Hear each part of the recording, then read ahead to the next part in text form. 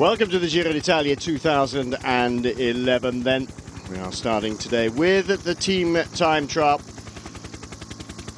Stage 1 at Veneral into Turin. Here we are, we can see it. A little bit technical to start with, 2 or 3 twisting and turning routes, and then pretty much power all the way for today. Stage 2 to Parma. And then through to stage 3 to Rapallo on the coast. This Giro d'Italia celebrating the 150th anniversary of the unification of Italy, and they're taking in 17 out of the 20 provinces of Italy, right the way down to the boot of Italy and into Sicily as well. This really is a unification tour. One big transfer. 8 full mountain stages this year, 6 mountain top finishes. It's going to be an absolute corker. It's one for the climbers, for no doubt at all. Hardly any time trialing considering how much climbing you've got. Here we are, Mount Etna, featuring in the stage in Sicily. Vincenzo Nibali will want to show off to his home crowd there. Then we fly across to the other side of Italy. And that is one of the worst stages of all, Castelfiorado, although the finishes down by the coast. Ravenna, the beautiful sea route out on the side of the coast. And then running up into the Grossglockner climb. The following day is the one to really watch. There are lights taking in Monte Crostis and Monte Zoncolan at the end. An absolutely horrible day in the saddle. And it just gets worse and worse in terms of climbing. The time trial itself coming towards the end, not very long indeed, 27.7 kilometers. By that time, you've either got it or you haven't. Or will it go right the way down to the wire? It really is going to be a corker of a Giro d'Italia. San Pellegrino featuring, as it does quite often in the Giro d'Italia. Stage 19, 209 kilometers as they go around in a circle back, skirting across Turin into the Alps, into Sestriere. Time trial once again in Milan, 31.5 kilometers. It's live pictures then here from stage 1 of the Giro d'Italia. You are looking at the first team to start off. It's Omega Pharma-Lotto. Right, finally get to introduce who's sitting next to me in the commentary box for the next couple of days. We have Brian Smith in the hot seat here. Brian, for those of you who are following us on international, former double British champion, rode with Lance Armstrong at Motorola, and as well as many other teams as well. It's and you've ridden the Giro d'Italia itself, and it's a fabulous race, isn't it? Yeah, it's a fantastic race, full of energy and excitement, and not maybe as commercial as a Tour of France, but it's a fantastic race for atmosphere.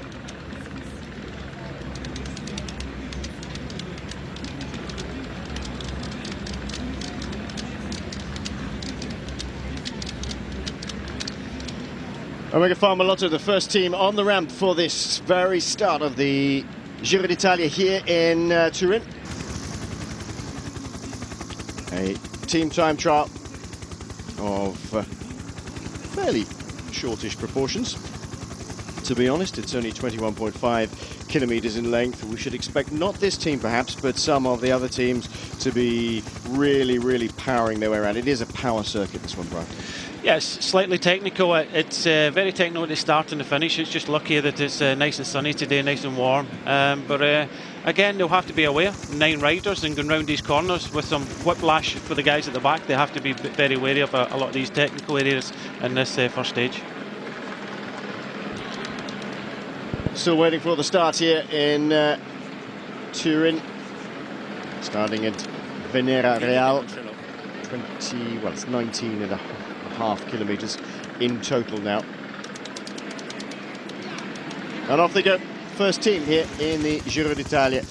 What do you think of the course of this year? I mean, before we look at the team time trial itself, just overall, what sort of race are we looking for this year?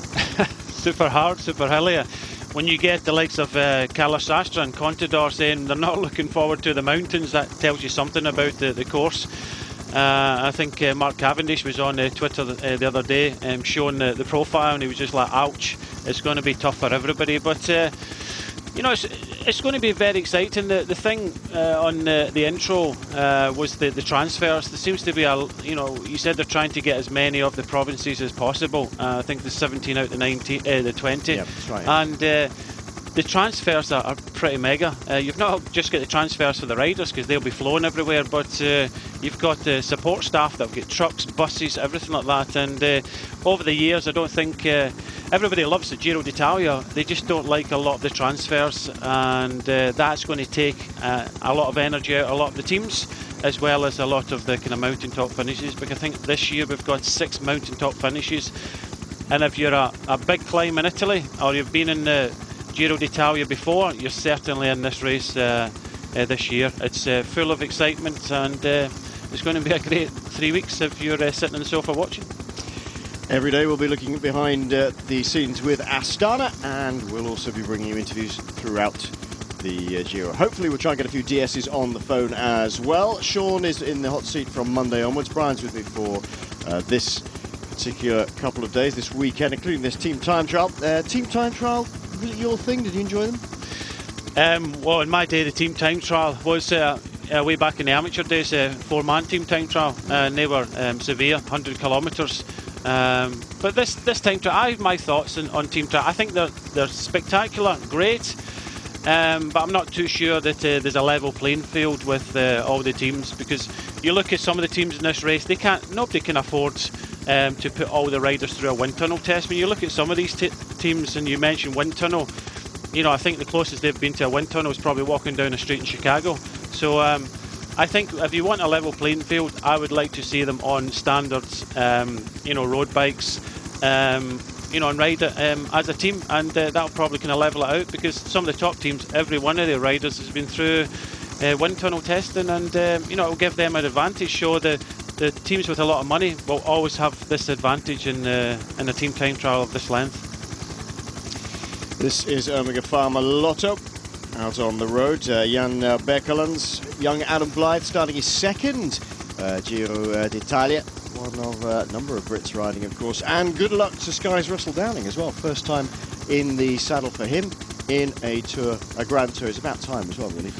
Yeah, it's about time. He's a good rider for Sky, and he's tried hard over the last few years. He thought he would never get a major 3-week tour, and he's got it, and he's grasped it with both hands. And I'm pretty sure there's one stage, he's looked at it, one stage I'm going to have a good crack at, and you'll see him there. Well, he's up against some super sprinters, I have to say. He's up against Mark Cavendish, of course. Mark's not got too many opportunities for taking victories this year, because it really is one about the mountains. It seems to be like this all the time. No Strada Bianchi this year, unfortunately, but don't worry, it's going to be just as spectacular. Katusha waiting to leave the start ramp. Joaquim Rodriguez, the big rider here. Serge Passani in the car for them as the main director sportif. Passani knows a thing or two about this race. He knows a thing or two about winning as well. De Luca in the middle of your shot there.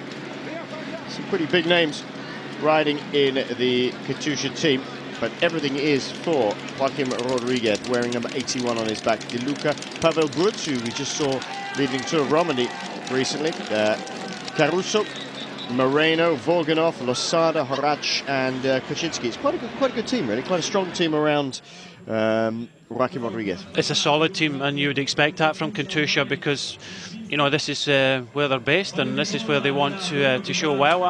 I would like to see how the team unfolds with De Luca being in the Giro d'Italia.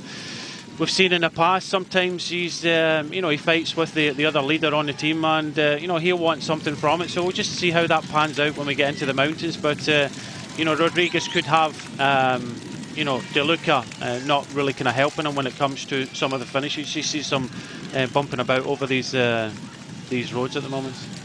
Yeah, I don't know what we're going to make of De Luca, to be honest. I think he's trying to be a bit humble at the moment, as he should be, but not really featured much at all this year. We've seen him in the teams. He's not really done a great deal so far, but this is the Giro d'Italia. For Italians, this is something different. This is a completely stand-alone race. Yeah, you can remember the last team time trial in the race in Sardinia when he was shouting and bawling with his LPR team all the way down the finishing straight when the Gasparotto, was first over the line and took the jersey because he wanted it. So he is known to be kind of controversial when it comes to within his own team. And if they're all going for this man at the back, number 81 Rodriguez, then he has to toe the line. If not, then he could be, there he is, number 82. He could be a danger for his own teammate. Time trials are a particular skill. It's like a 15 sort of second, 20 seconds burst sprint at the front. What you can't do is get to the front and pull like a mad thing. Get everybody out of sync with you. Contento di ritornare al tuo Giro d'Italia allora. Ma molto contento. Are you happy to be at the start of the Giro d'Italia again? Con tantissima gente. Yeah, it's great to be here in this location. Poi quest'anno with the show, it's great. Che speri di fare? Ma per me l'importante. What are your hopes for this year? Says the interviewer. Well, for me, is down low. It's very important to help Rodriguez to win this Giro d'Italia. Then, if I can get something myself, that's okay. Per il nostro team l'obiettivo è cercare di vincere il Giro con Joachim perché ha delle buone That would be good if I could do that. But the goal is to win the Giro d'Italia with Rodriguez. Ma non ce n'è una in particolare, non è che ho scelto. There's no one special stage I particularly like. Monte Vergine. I've won it twice already in that climb. It suits me. Dare grossi scossoni per la classifica potrebbe essere Shouldn't be too hard for me. It's not one of the biggest hard ones, and I may be able to do something because we're still not fighting for the overall rankings by that time.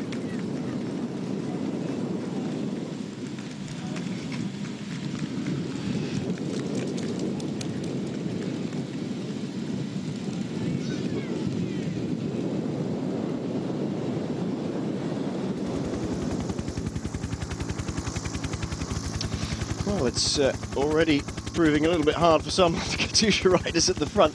A time trial is, if you're just not on form, Brian, it can be an absolute disaster for you, can't it? Yeah, you have to get the warm-up absolutely perfect, and sometimes difficult to do. Yesterday was a very difficult day for a lot of the teams on their feet, and one of the Katusha riders just getting a wee bit of whiplash in some of these corners and just losing the wheel a wee bit, but I think he'll be okay. The rider that's coming back will slip in front of him and make the difference up. Astana off the ramp then. Martinelli. Oh, trouble. Oh, somebody's got already out of the clips. Pulled the pedal already. Trying to get back on as quickly as possible. That's not what you want at the beginning of a team. Well, at least they weren't up to full tilt when they did that, which is useful for them, I guess.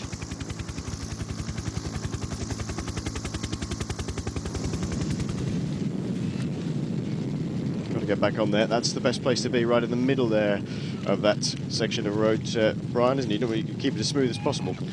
Yeah, when you're on these very stiff time trial bikes with deep section wheels, you don't want to be on the sides at the moment, so every team are choosing this smooth line across the middle of this road at the moment. There are some drain hole covers, so it's good that it's dry and sunny for this start, because that would be very, very tricky.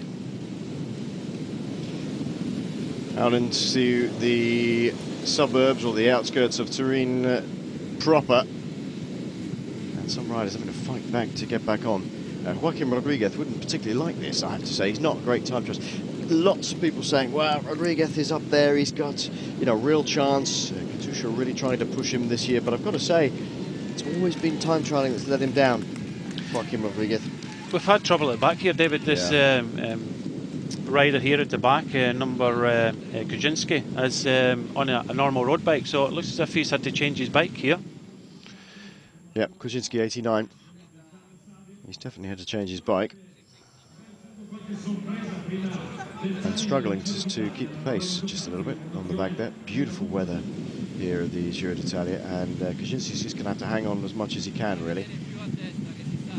He's going to lose time on the overall classification, of course, by doing that, and they're just going to ride away from him now. He's just going to have to do his own thing now. Yeah, it's not the best start for Katusha, but they have to concentrate and, just try and get to the finish with as many men as possible, because, having all your riders in the last few kilometres is very important. Some riders go out there very, very hard and lose some riders as we go along, but you'll see some of the faster teams, they'll finish with probably the complete team. So Kujinski looks as if he's had to change his bike, and not the best time to do it right at the start of this race.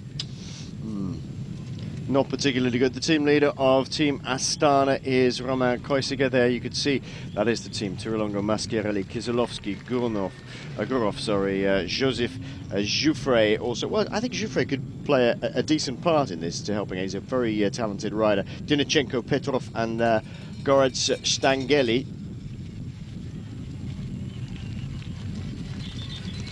And they're all still around together. What about Kreuziger? He's 25 years of age now. He's been talked about for a number of years as being one of the next big things, but I'm not so sure as to whether he will be able to pull it off or not. I just don't know. It's such an open book, isn't it, Kreuziger?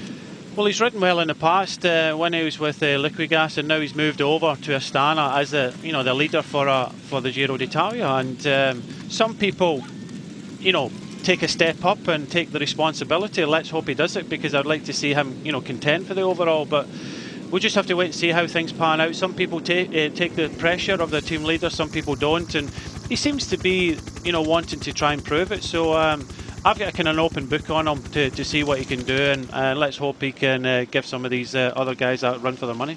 This is the Androni squad. Gianni Savio is the director sportif. I tell you what, this is an interesting squad. I like some of the riders in here. It'll be interesting to see what they do. They often pull something pretty good out the bag in the Giro d'Italia. Some good names. Jose Serpa, the Colombian, Sella, he's been taken back on board. A penitent, they call him in the press at the moment.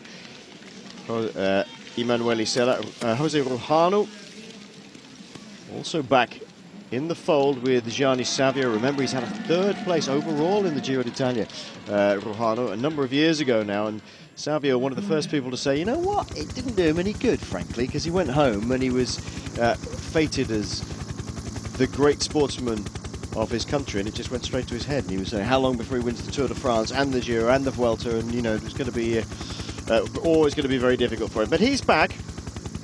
Di Marchi, Emeriti, Ferrari, Ochoa, Jackson Rodriguez and Vicchioso round out the team. I think that's quite an interesting team. It's a very interesting team, especially if you get into the mountains. A lot of good climbers. The good thing about this team trial, they're all roughly about the same size. Yeah, small. But I think that happens a lot with the South Americans. They do well. You think of Maurizio Ardilla as well. They do well. They go back to their home country, treated like gods, and then they come back to Europe and they just don't seem to take that next step. Yes, it's been a long time now since, say, Jose Serpa, for example, burst on the scene at the Tour of Langkawi, won a mountain stage, went Genting Highlands, and then won a flat stage the following day. So it's been quite a while. Never quite made it to the top. Gianni Savio likes the South American riders. We're going to take a short break. It's 4 minutes between each person on the start ramp, or each team on the start ramp. We'll see you in a minute. Welcome back. It's stage 1 of the Giro d'Italia. 150 years since Italy became a unified country. Well, that's a bit disingenuous, really. It became partly a unified country. It took a few more years for various provinces to join it. Venice, for example, didn't join it for a few years. I don't think Rome actually joined it for quite a while. But they are celebrating the major part of their unification. And as such, they are going through 17 out of the 20 provinces. This is Colnago CFS Inox off the ramp. Pozzovivo is the man that they really want to do something in the mountains. He's their team leader. Got absolutely slaughtered at the Tour de France a couple of years ago. If you remember when they started off in Rotterdam, as soon as the wind whipped across them, the poor little chap was flung backwards, never to be seen again. They have a very good couple of sprinters as well, Modolo and also Belletti. I think we've got another interview coming up. This is Emanuele Sella. Big comeback for you after your own doping scandal. What is it like for you? Well, my goal is to keep well. I'll try and do how I can do well in the overall rankings. I won't hide that. Ma un occhio alla classifica mi piacerebbe darcelo, chiaro. Come ho detto, Well, in the stages, what do you think? Well, my actual goal is to look at the overall classification, see how far I can get up there. Quindi sarò pronto a uscire di classifica. I know if I want to get into the top 10, if I get into the top 10, it doesn't really mean anything. I need to podium. Well, there's no lack of ambition from Emanuele Sella. Well, there'll be a lot of mixed feelings about Emanuele Sella returning to the fold. Gianni Savio does have a habit of giving people a second chance, and Sella is back in this team. I have to say, I don't know what you think, Brian. I'm pretty ambivalent about the fact he's there, frankly. Yeah, I would have to agree, but the rules are rules, and he's not doing anything wrong.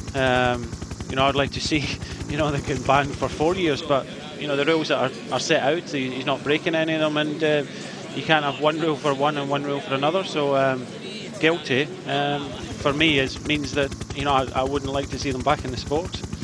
Can't have one rule for one and one rule for another. Right, there's a few riders might disagree with that. Yeah. An intermediate checkpoint, of course, halfway around the course today. We've not really got too much to report to you so far as that is concerned, but Astana have just gone through their intermediate checkpoint, 9 seconds down on the fastest team so far. Sella saying he fancies a place on the podium. I think he's going to be hard pushed to get that, frankly. You never know, it's a Giro d'Italia. Yeah, anything could happen, and just look at the wonderful race we had last year, and we didn't expect a big group to go up the roads like it happened last year and get 10-15 minutes in one stage. So that is also true, yeah. Yeah, so this is a Giro d'Italia. Anything could happen. Just going back to David when we saw De Luca, I told you. Garcelli's helmet, by the way. Yeah, I told you, De Luca, he's always got one eye on his personal ambitions in this race. Yeah, absolutely. And that's what you said. Very much so. Stefano Garzelli, a former winner of the Giro d'Italia, really sort of, I mean, he has a go once at least in every Giro d'Italia. He'll have a go on a mountain somewhere, won't he? He's a very popular rider. Almost definitely. You'll see him go on the attack. He's got a lot of pride, loves this race. I think this year, maybe he's getting 1 year older. We've not seen him do as well as he did probably last year. Tirreno Adriatico, he wasn't up there after kind of winning it last year. So I think maybe he's feeling his age, and we might not see Garzelli doing anything special when it comes to the overall, but he'll certainly be there for at least one stage. Garzelli, Codol, Corioni, Betancourt, Marzoli, Mihailovic, Napolitano, Sarmiento and Tambore are the riders. And away they go. Bruno Kenglialta driving the car. There's your rundown of the riders. Daniele Napolitano. I tell you what, if there's a dead straight, tomorrow for example, if there's a dead straight finish at speed, if Napolitano's in good form, he might well be up there. Other than that, that's what he needs. He needs to be delivered at about 400 miles an hour, and then he'll do really well. No, he's a big powerhouse, and he's a very tricky sprinter as well. I think the cameras followed him in one stage, and he just bumps people out the way, and a lot of sprinters like their lead out, don't like that, but Napolitano will be right in the thick of any action like that. Yeah, he'll try to be. They try to stay out of the way of him as well, a lot of the sprinters. Yeah. Danny. He's right in the thick of it. Right, here we go. This is the finish for our first team, Omega Pharma Lotto. Feel like they're all still together. I'll give you the rundown of the team. Did we really? We got Hoythoff somewhere else. Bekkelens, Blythe, De Grief, De Klerk, Dox, Oliver Kuysen, he's the great big tall guy right in the middle. Lang, Vikinen and Lodewijk finishing on the cobbles. It's the only tricky bit. Lotto finish 21-21.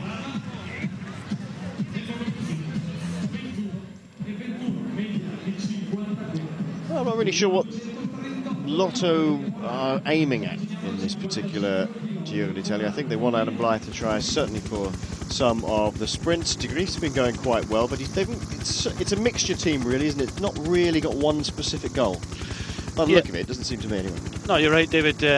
Over the last, I think, couple of years, they've been trying out a lot of the youngsters, especially Bekkelens, and they've actually given them, the kind of team, looks like the team leader in this Giro d'Italia. So he's a great prospect, and you know, they give him this opportunity, and I think that's what Omega Pharma do well. They give, you know, opportunities, especially in the Giro d'Italia, to a lot of riders. And you know, I'm really looking forward to seeing Adam Blythe in there with the, you know, the likes of Cavendish and Farrar and these riders, because he had a fantastic end of the season last year, where he won quite a few races, Franco Belge being one of them, and he's just going from strength to strength. And let's see what he can do in some of these stages. It will be difficult for him. It will be difficult for all the sprinters, but we've got quite a few of them here, and tomorrow is going to be very, very interesting for all of them. Colnago, I think they'll pick up something actually in this Giro d'Italia. Belletti's been going very well. He's very fast, and I think he might pick up something. He's going to have his work cut out with a sprinter of the class of Mark Cavendish. Now, of course, we don't know how Mark's going, or will be going by the time we get to a sprint tomorrow. But Belletti's pretty handy. Actually, Madonna's quite strong as well. Yeah, you don't get a place in the top 5 in the San Remo from not being. You know, yeah, Medolo is a strong sprinter. Belletti is on form at the moment. He won a stage of the Tour of Turkey just last week. Again, it's going to be a very fast sprint tomorrow, but you know, the distance of tomorrow's stage is 244 kilometres. It's different sprinting after 160 or 180, but it's 244. But the Colnago boys will definitely be in there with a shout, because we're, you know, they're sponsored by Colnago, and there's a lot of pressure on the Giro d'Italia. Igor Anton is the leader, well, the standout rider, should we say, in this Euskaltel squad. There he is with the number 51 on his back, the man who crashed out of the Vuelta a España absolutely spectacularly. Unfortunate, really, with all the favourites last year, but he was going terrifically well. And Igor Anton's coming into really, really good form, actually.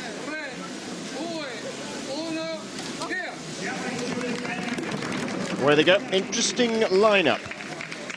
Again, they're riders of parts, if you see what I mean when you hear the rundown. You've got Anton, Sesma, Miguel Minguez, Sassi, Pierre Cazot, the French rider, Javier Armandia, Jorg Anzana, Juan Jose Oroz, and Mikel Nieve, who we've seen is very, very talented riders. Won stages in Grand Tour before. Oops, people being tailed off the back. Just beginning to suffer at the pace is Maschiarelli.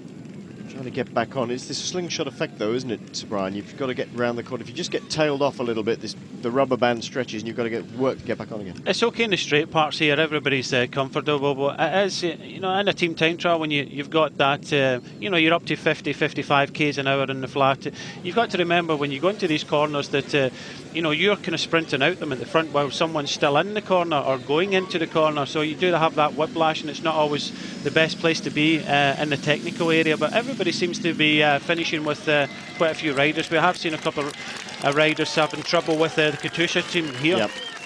We're down to what, 6 here. You've got to finish with 5, remember, in order to gain your time. This is Katusha. The time they're going to beat, or was supposed to beat, was 21:21 for Omega Pharma Lotto. They're not going to do that.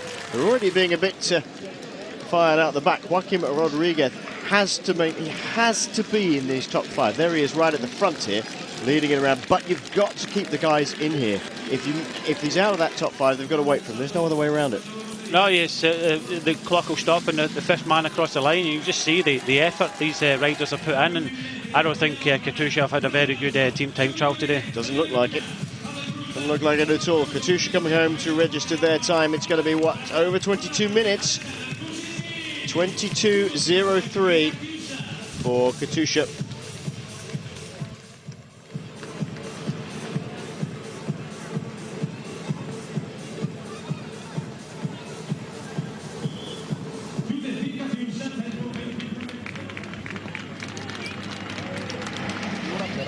La prima settimana è dura, tante tappe difficili, da tappa di Orvieto. Stefano Garzelli saying the first week is extremely hard. This stage, Monte Vergine is quite a good stage. Sarà un'occasione buona per cercare di fare bene. And there's the finish in Etna as well. That's going to be very, very hard to do.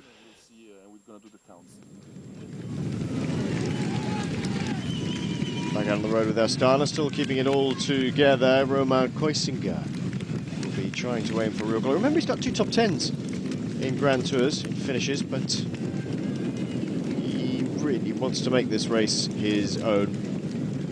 for an Italian team, for Liquigas, for a long time, and made that move to Astana. It'd be interesting. I mean, do you think it was a good move for him? Oh, definitely a good move. When you ride for an Italian team in the Giro d'Italia, it's going to be very difficult for him to be that leader. You've got Nibali there, you had Basso, and he was always that outside bet. So he's taken a step. He went to Astana, and this complete team here, we see in our picture, is here for one rider, and that's what he wants. And let's hope he gets it, because I think he has an outside chance in this year's Giro d'Italia. Well, interesting to be that he's at 25-1, the odds for him today. Joaquim Rodriguez is at 18-1. I think that's probably a bit optimistic. Igor Anton, 16-1. Dennis Menchov at 14-1. Scarponi at 6-1. 9-2 is Vincenzo Nibali. The one we haven't really talked about so far, we will do when we get there, is Alberto Contador. Rabobank off the start ramp. Nico Verhoeven is their director sportive. I think he's a former teammate of Sean's, isn't he, Nico Verhoeven? Yes, with PDM, yeah.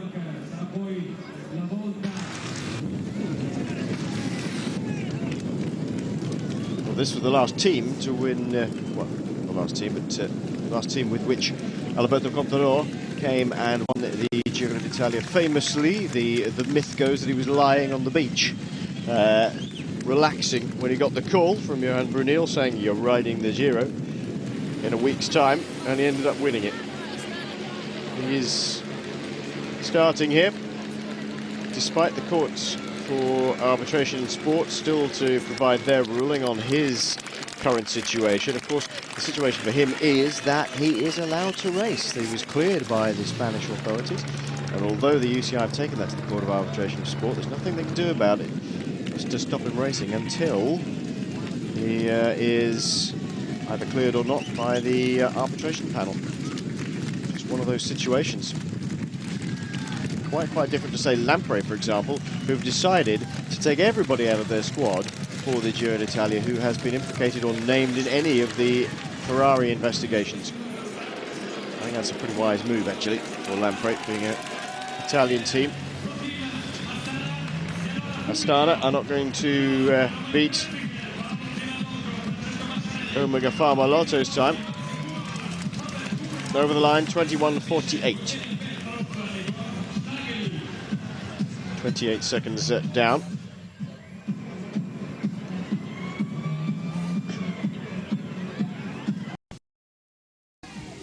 Welcome back. Team Sky on the start ramp. And away they go. Brian's friend and mine, Russell Downing, starting his first Grand Tour. And the best of luck to him. Best of luck to the team, obviously. But Thomas Lukvist is the man they're hoping will develop into this great Tour rider. And heading up the team here is an interesting team. They've got quite a lot of very good riders, very strong riders. But interestingly, they've got Maurice Possoni in the squad as well. Possoni, one of the riders mentioned in the papers linked with Dr. Ferrari, and I think it's a bold move, brave move by Sky to keep him in here. Never know whether that's going to blow up in their face during the Giro d'Italia. You just don't know. This is Androni. Good time. Very good time by the Italian squad.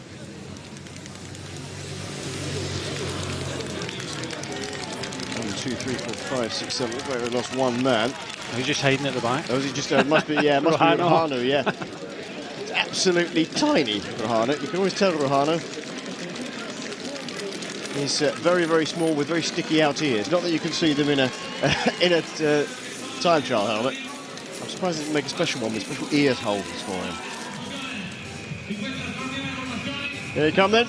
The fastest time so far has been Omega Pharma Lotto, 21:21. That's not a bad time for these guys. 1, 2, 3, 4, 5. There we go. 21:38. Second fastest time so far. That's quite impressive, Brian. Yeah, they've come here to do well, and everybody was thinking, you know, a team of climbers and a team time trial like this wouldn't maybe do as well as they have done at the moment. But again, they're all well matched and, you know, a good time. That's very important when it comes to team time trials, of course. And it's not just a case of having massively big, powerful riders. You have to have a team that can ride together. They have to be pretty well matched in terms of power and cadence and speed. If they're all over the shop, if you've got a couple of little small climbers who can't time trial to save their lives and a couple of big time trialists who can't do anything but go full gas all the time, it can blow things to pieces. Yeah, well, you can't go to the front. The big strong guys can't go to the front and up the tempo, but even half a kilometre an hour. They have to keep it pretty much steady. The steadier a team time trial is, the easier it is for everybody. If you are stronger and better and you can go 60 k's an hour in a flat, you don't do that. You ride at about 55 k's an hour, 55 k's an hour, and you just do longer in the front instead of, you know, picking the pace up. So everybody knows that they can ride at a certain speed, so they ride at a certain speed, and if anybody was to breeze through and up that speed, that's when they start putting riders in difficulty. So they ride to a speed that everybody's comfortable with. If you're feeling stronger, then you do a longer turn in the front. Simple as that. This is Georg. Dennis Menchoff is your team leader here. Stefano Zanini, the director sportif. But they've got, I say he's the team leader. This is going to be an interesting one because the dynamic between the two big-name riders here, both Grand Tour winners, Dennis Menchoff and Carlos Sastre, they're both in this squad. And you just think, I wonder what's going to go on here. Who are they riding for? Nominally, Menchoff has the number 1 on his back, number 61, sorry. Sastre 62, Marcel Wies, the Swiss rider, was riding very well into a Romani, very well indeed, up towards the front all the time. David Blanco, Gianpaolo Quela, Dimitri Kozunchuk, Fabio Duarte, also been riding very, very well. We've seen him going great guns in Basque Country. Maurizio Ardila and Rafael Valls Ferre, who can do a pretty good ride in the mountains as well. I think this is quite an interesting squad. Where they go. There we are, there is the rundown. I'm not sure about that dynamic. What do you think between Dennis Menchoff and Carlos Sastre there? Well, you know Carlos particularly well. Yeah, I think push comes to shove. He didn't like it last year when he went into the Tour de France, and you know, obviously Hushoff was there and the team rode for Hushoff, and never, you know, he gave him the opportunities, and he thought he never really supported them, and it wasn't a surprise to me when he moved teams. He is the main man, and if he's the main man in this race, he has got a role to play because it has to be for Menchoff. He'll want to win a stage. Everybody will want to win a stage. Carlos is no different. He is a really nice guy. Dear, look, somebody dropping off already here. Politano. Fighting. Yeah. No, it's not. But yeah, Menchoff is the man, and they've come here. This is a very, very important race for Geox. And you know, they've come here to win, and just look at the team they've got. They've got Ardila in here, they've got Duarte in here. They've got some really good, strong climbers in here, and Menchoff is here to win this race.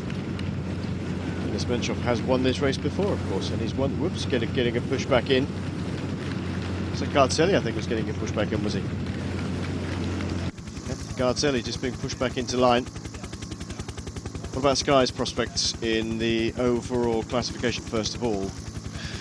I think it's a big ask for Lufquist, to be honest. Well, it's a big ask for Lufquist, but I think it's this team is for experience. Nordog and even Kenyuk is in the team, so yeah, I think this is a race to give some of these guys a bit of experience, and I think they'll surprise us. I'm pretty sure Russ will get up there on the stage. Yep, I'm pretty sure of that as well. I'd like to see Peter Kenyuk doing quite well. He did start the Vuelta, of course, before they all got pulled out due to the unfortunate death of one of their soigneurs. All coming home, Colnago 22.01.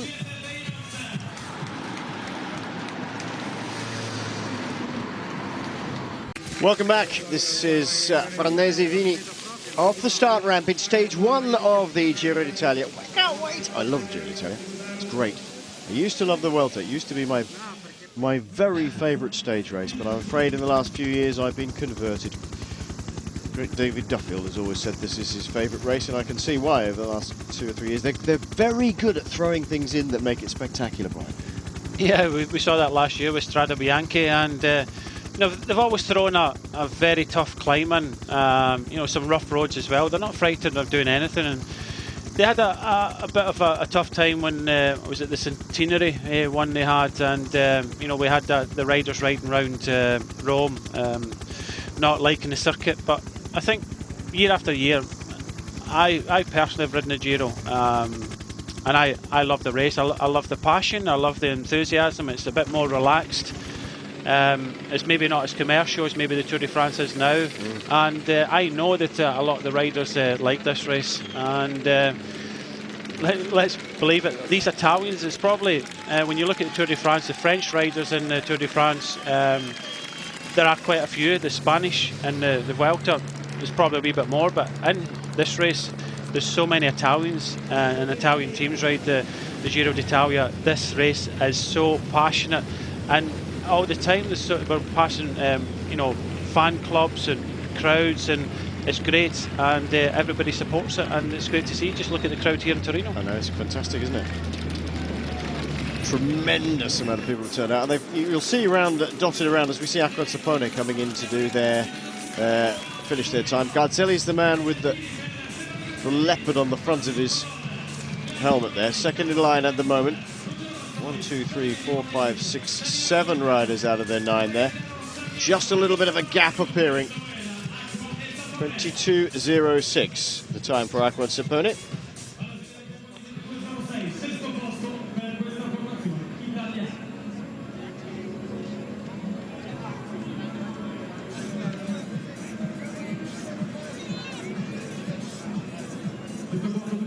This is Sky. Passing, just 1 second and third fastest for Sky, 10:03. Now, just before we went to the last commercial break, Rabobank went through the intermediate checkpoint at 10:02. They are the fastest team so far, and we've got a sneaking suspicion, we were talking about this in the commercial break, that Rabobank might just pull this one off. You look at this, the people they've got in the team: Graham Brown, Rick Flens, who's going well, Stephen Kruiswijk is going very well. We saw him in Romandy, Steph Clement, Tom Slagter, Bram Tanki, Jos van Enden, Dennis van Winden, who's also going well, and Peter Wiening. That's a super strong squad. Yeah, some powerhouses in there, and you would expect them to be one of the hardest teams to beat today, and they've already set the fastest time, but this is the man of the moment. Alberto Contador, there he is in the middle of your shot, just adjusting the chin strap on his helmet now. I'm just wondering what's going through his mind here. Contador, free to race. He's here, he's won this Giro before. He's the only man, as I said, in the Peloton who's won all 3 Grand Tours. He is the predominant and preeminent Grand Tour rider of his generation. 15. Well, he's out to win this one as well. And both Gazzetta dello Sport and L'Equipe today running on stories about him. Away they go. Saxo back Sundgaard, who have arrived here to help their team leader Alberto Contador try and win a second Giro d'Italia in the start of what's going to be a really big double here, because he wants to go for the Tour de France as well. Not many riders have pulled that one off. No, they haven't. I'm just unsure about this team. And you know, you look at Team Sky, everybody completely same bike, same equipment, same everything. You saw Contador on the start line, and everybody's in their specialised kit, and he's got his Giro helmet on. And for me, I'm not too sure. He seems to be maybe a bit of an outsider in the team. He's only got one Spanish rider with him, Hernandez, and I'm still unsure. You know, the pressure of what's happening at the moment. But here in the Giro, will he get help from his team? What sort of help will he get from his team? Will, you know, the other riders gang up on him? It's we just have to wait and see. But it's just I'm just a wee bit unsure about Contador in this year's Giro d'Italia. It is a race of intrigue. It always has been a race of intrigue, and we'll just have to see exactly how Contador fares. He's got around him Laurent Didier, Vladimir Gustov, Jesus Hernandez. This is Euskaltel coming in to finish. Not a great time by them.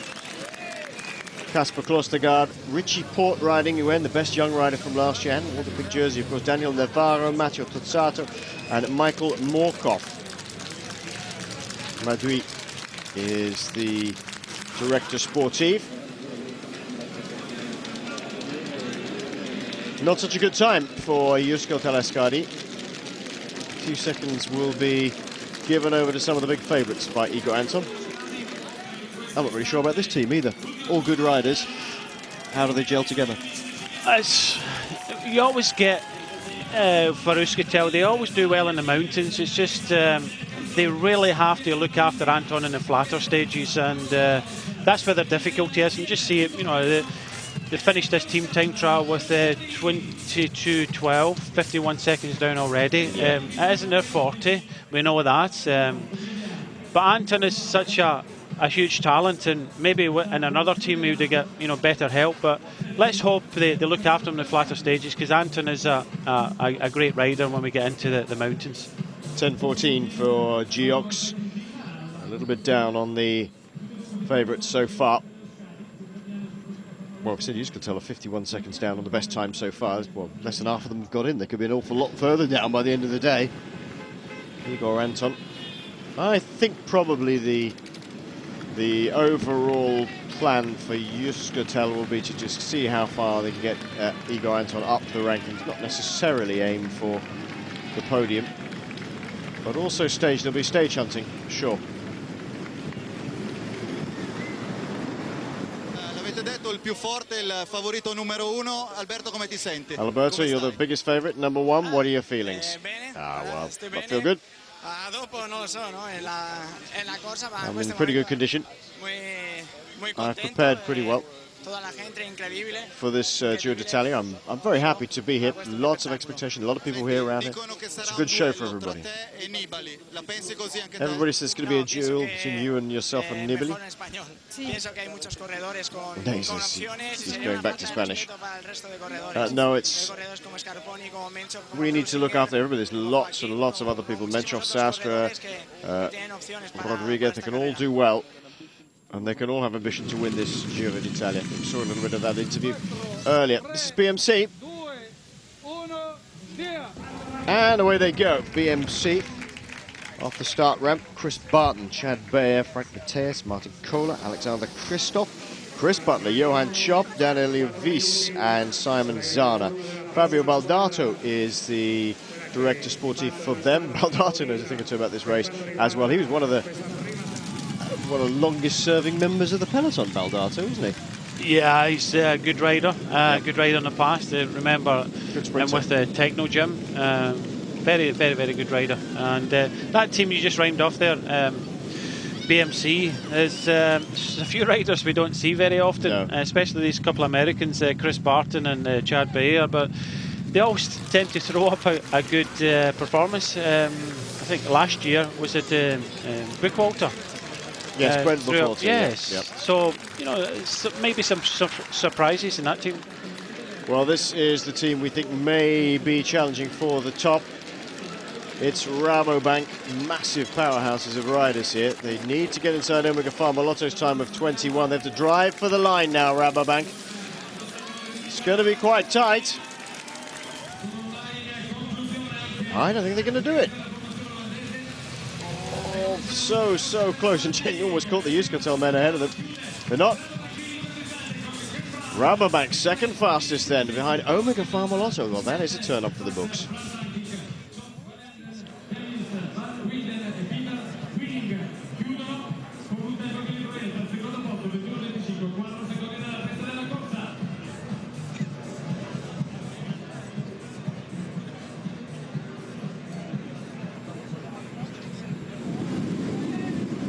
Back out on the road with Saxo Bank Sangard. And there is Alberto Contador in his Giro helmet in the middle. One question that's coming up on Twitter. By the way, we'll be on Twitter on at Spokesmen, SPOKESMEN, all the way through the Giro d'Italia. I have to use it because Sean doesn't use computers. I don't think he actually owns one, to be honest. Still got a typewriter. He has. He's still got a typewriter, egg timer strapped to his wrist as well as that sort of chap, really. What do you expect from one of the last men in the peloton to use toe straps? Yes. But so we're on at Spokesman all the way through. You can go at Bry Smithy as well, but we've just got this one up in front of us. Somebody asking the question: are you alluding to it a little bit earlier, that Alberto Contador there in the middle with his Giro helmet on. I mean, how can you do that? Well, the fact is that a lot of these guys can sign personal deals at certain points in their career, and if you want them bad enough, they'll bring the personal contract with them. Yeah, it's a funny one, this one, because he signed a personal deal with Specialized, and he's riding a Specialized bike, but he's got Giro glasses and helmet, and he's got that personal sponsor, so he's brought it to the team, and he hasn't got rid of it. It's all about money. The professional bike riders and a personal sponsor can add to his pay packet. Well, certainly, if things go his way and the Court of Arbitration of Sport upholds the Spanish Federation's decision to clear him of any wrongdoing, then that won't do him any harm at all. His personal contracts will be quite good, but of course if things go against him, his personal contract companies won't be that happy. No, it's the same with most other sports. I think back in Britain, you've got some footballers losing some of their contracts, their big contracts, because of what's reported in the press. So it happens all over. This is HTC-Highroad. Valero Piva is the director sportif. This is a very strong squad. It's built almost exclusively around getting stage wins. Away they go with Mark Cavendish, of course. But we mustn't forget there's some very good riders in here in their own right who could do things. Marco Pinotti there, second in line in the Italian time trial champions skin suit, is a very fine rider and could well do something in the overall classification if he's on super form, although my feeling is that this particular year's route is a bit too hard for him. Yeah, he's, everybody loves the professor. He's a great guy, and I'm pretty sure if they get the call today that Pinotti would probably be the first rider in that team across the finishing line. I think Mark Cavendish would like to pay him back for all the services he's had over the years. So that might be the outcome at the finish. And put Pinotti in the pink jersey if they win this team time trial. This guy coming through is Michael Barry, the hunched figure of him at the front, with Thomas Lukvist just behind in line. Barry swings off, allows Lukvist to come to the front. They've lost a few men on the way, but they are aiming at the time of 21:21 of Omega Pharma Lotto, which actually is a lot better than I expected. Dario Cioni also riding here. Much better than I expected it to be. Peter Kennack in the middle. Driving towards the line, they need 5 people across to count. They're outside of the time of Omega Pharma Lotto.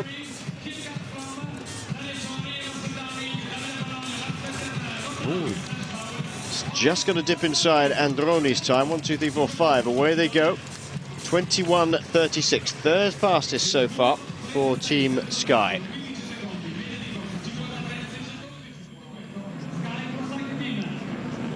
Peter Kennack at the front doing the pushing on, a late replacement for Serge Pauls. What happened to Serge? Was he injured? I think so, yeah. He was a very fine rider, one of your finds for Cervelo test team, that really brought him into the public domain. Yeah, he had a great, we're at the Giro d'Italia. He done some great rides in the Giro d'Italia in his first year. He was actually called back when he was in a breakaway, and finished second in that stage, but he was a great asset for Carlos Astra, and just a pity he's just over the last year, 18 months, he's had a bit of injury. Back with Contador's team. This is Saxo Bank. Well, traditionally this team's been very good at this discipline. When it was under a different name, of course, than the CSC, they were a terrifically good team time trial team, and interesting to see what they can turn in today, although one of our tips for the top has already been beaten. Rabobank, surprisingly beaten by, that's a very good time by Omega Pharma Lotto, extremely good. Yeah, some young riders giving them an opportunity, and again, when you've got somebody like Philippe Gilbert and you're part of Omega Lotto, and you've got that confidence that, the fact that, he won the 4 races in a row, and it just breeds it all through the team. So they've come here as not also rans and being probably the best team in Belgium, so it lifts the whole team. Success lifts the whole team, and they've come here and they've done a terrific ride up until this point. Well, the director concentrating on Contador's team. Unsurprisingly, this is another team, of course, who will want to win this today. It has been a real drive for a number of years to get to the front end of a Grand Tour, especially with the team time trial, and take it. Lionel Marie, Director Sportive for Team Garmin Cervelo today. Very, very strong riders in Garmin. Away they go. Farrar, Brett Lancaster, Tom Peterson, Marelio Fischer, Christoph Limmerveld, Cam Meyer, David Miller, Peter Stethener, and Matt Wilson. Where they go? Well, they've got some purpose there. By the look of it, Brian, they've gone out pretty hard. That is a team, and you know, let's not forget, I know Tyler Farrar is a sprinter. He can go fast on the flat in a team time trial, and just look at the experience they've got in there with Brett Lancaster. Again, a big powerhouse, the bomber from Australia, and then you've got David Miller, just another. And they too will just be talking to the riders, keeping the tempo up, keeping it together, and they stand a very good chance of taking the top spot today. This is Geox, Menchov and Sastre in the frame at the top of this team. I wonder if Menchov is riding his absolutely gorgeous Kestrel here. Or are they all on them? Some of them were on Fuji's last time we saw them in the Tour Romandie. Wies, for example, was riding a Fuji. All part of the same group, hence they can do it. Time to beat, gone for Omega Pharma Lotto. Swinging the bike in, Sastre is still in this group, as is Menchov, second in line here, gulping in huge amounts of air. Do like those bikes, nice. 1, 2, 3, 4, 5, 6, 7, 8, just one rider tailed off the back. It's important, even though it's not going to decide the overall classification. We've got 21 stages in this race, of course. It's important not to lose too many seconds. 31 seconds down, 31.52.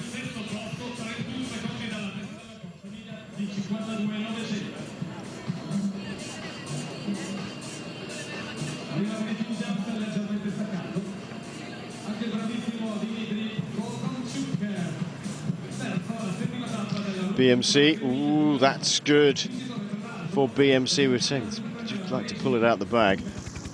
The Americans in general, though, that join the European Peloton, they tend to be very fine time trialists. Yeah, Again, they have a lot of time trials over in the US. A lot of riders still riding. Stay back in Britain, that kind of culture, and I think most people kind of concentrate on that. It's you know, technology allows people love, you know, getting involved with even yourself, David, with you know, tandems and you know, aerial dynamics and you know, new kits, and I think everybody that comes over here from the States has got a good time trial in them.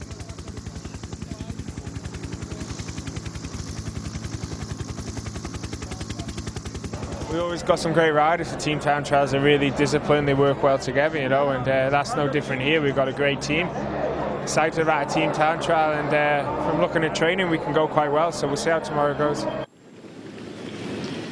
Mark can do a pretty good time trial, a shorter time trial as well, like a lot of sprinters. He's pretty good at that sort of thing. This is Farnese Vini out on the road, looking a bit ragged, frankly.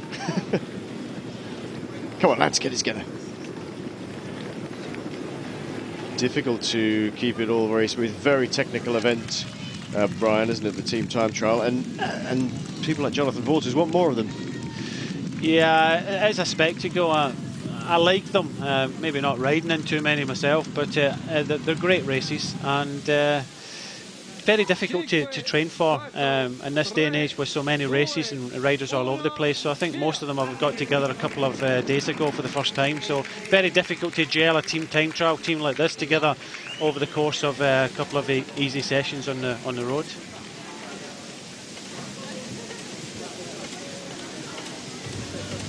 Lamprey off the start ramp, off the mark.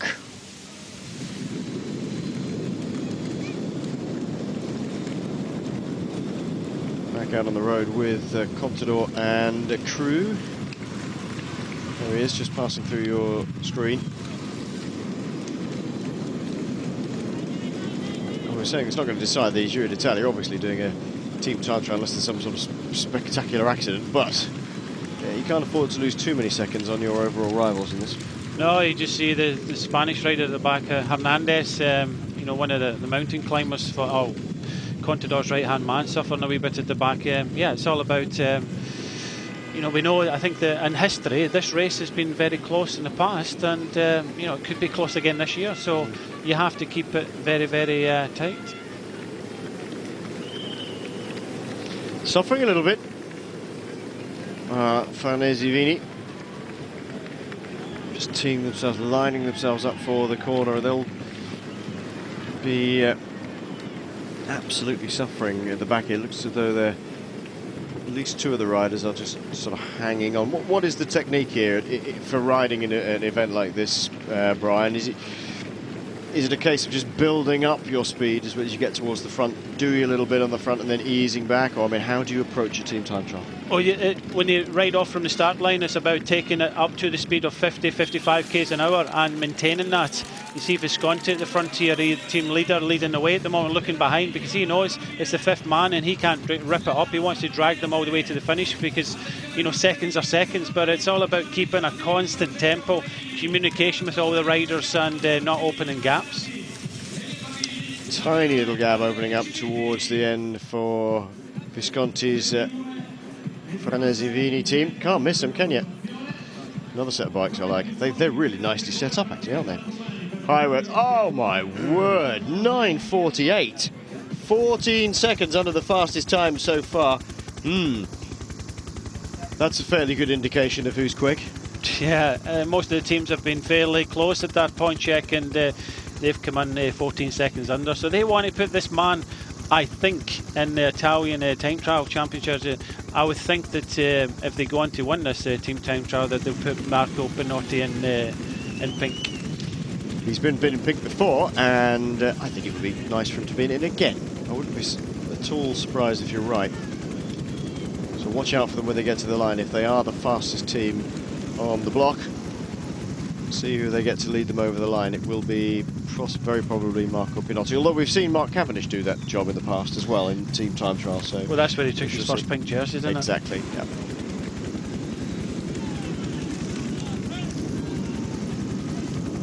Left-hand side of your screen, HTC-Highroad. Francisek Robon is the man in the other national time trial champions jersey there. Check.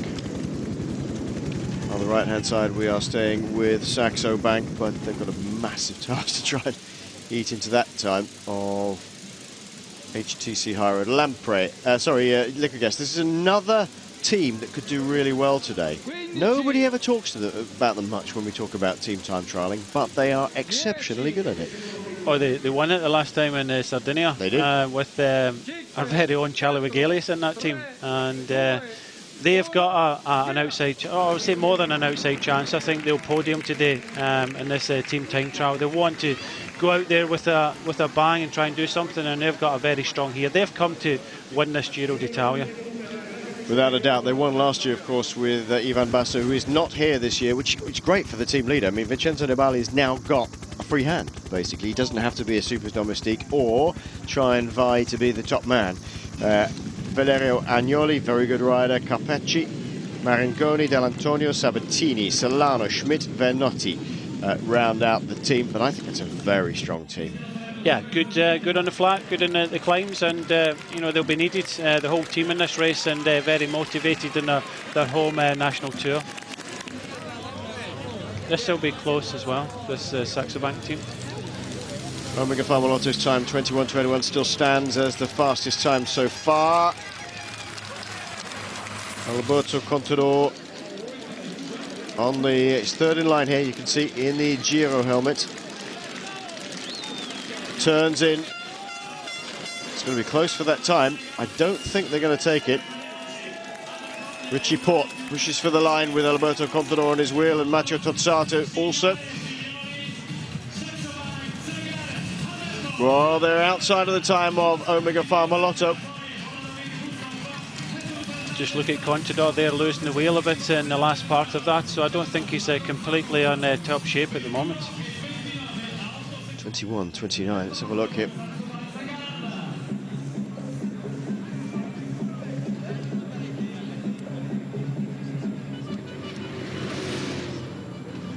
This is Garmin. They're aiming at 9:40. They're outside. Are they?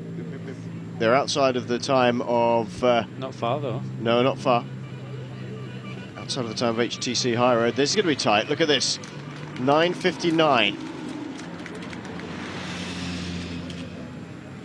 Well, they're under 10 minutes as well. Still 11 seconds down on the fastest time of the day so far, though,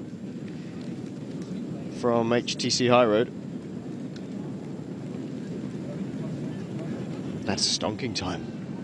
Yeah, it's just the confidence in the team, but that man there, Contador, he was looking behind all the way up the finishing straight there and losing the wheel a wee bit. And for me, I don't know if he's totally in tune at the moment. Okay, it's a 3-week tour and he can get his legs back on in the climbs, but it's going to be difficult for him, I think.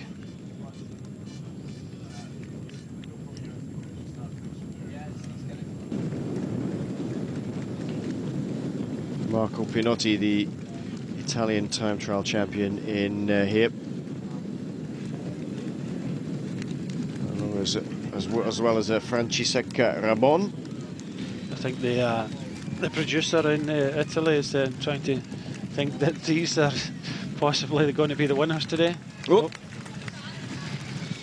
Just getting caught out a little bit. Well, he's got a point, hasn't he? They are the fastest by a long way so far. Here we go again. Just getting a bit of a flick from that wheel in front, I think. Just to keep himself out of trouble there. Leopard track.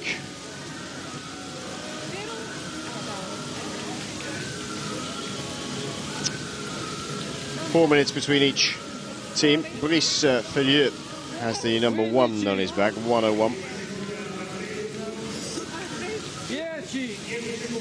Klemmer, Roriger, Stamschneider, Pires, Vignano, Bergman and Velendenzorg.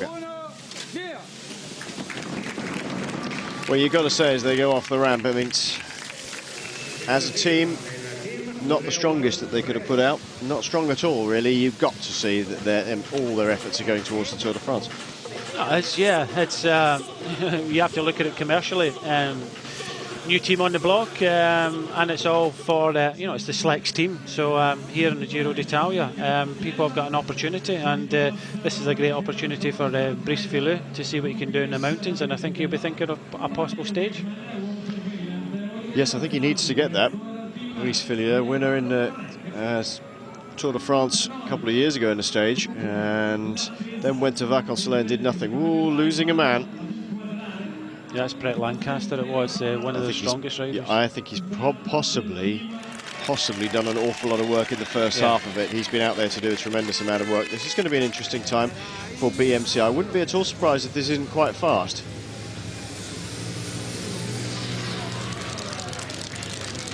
You can't miss that kick, can you?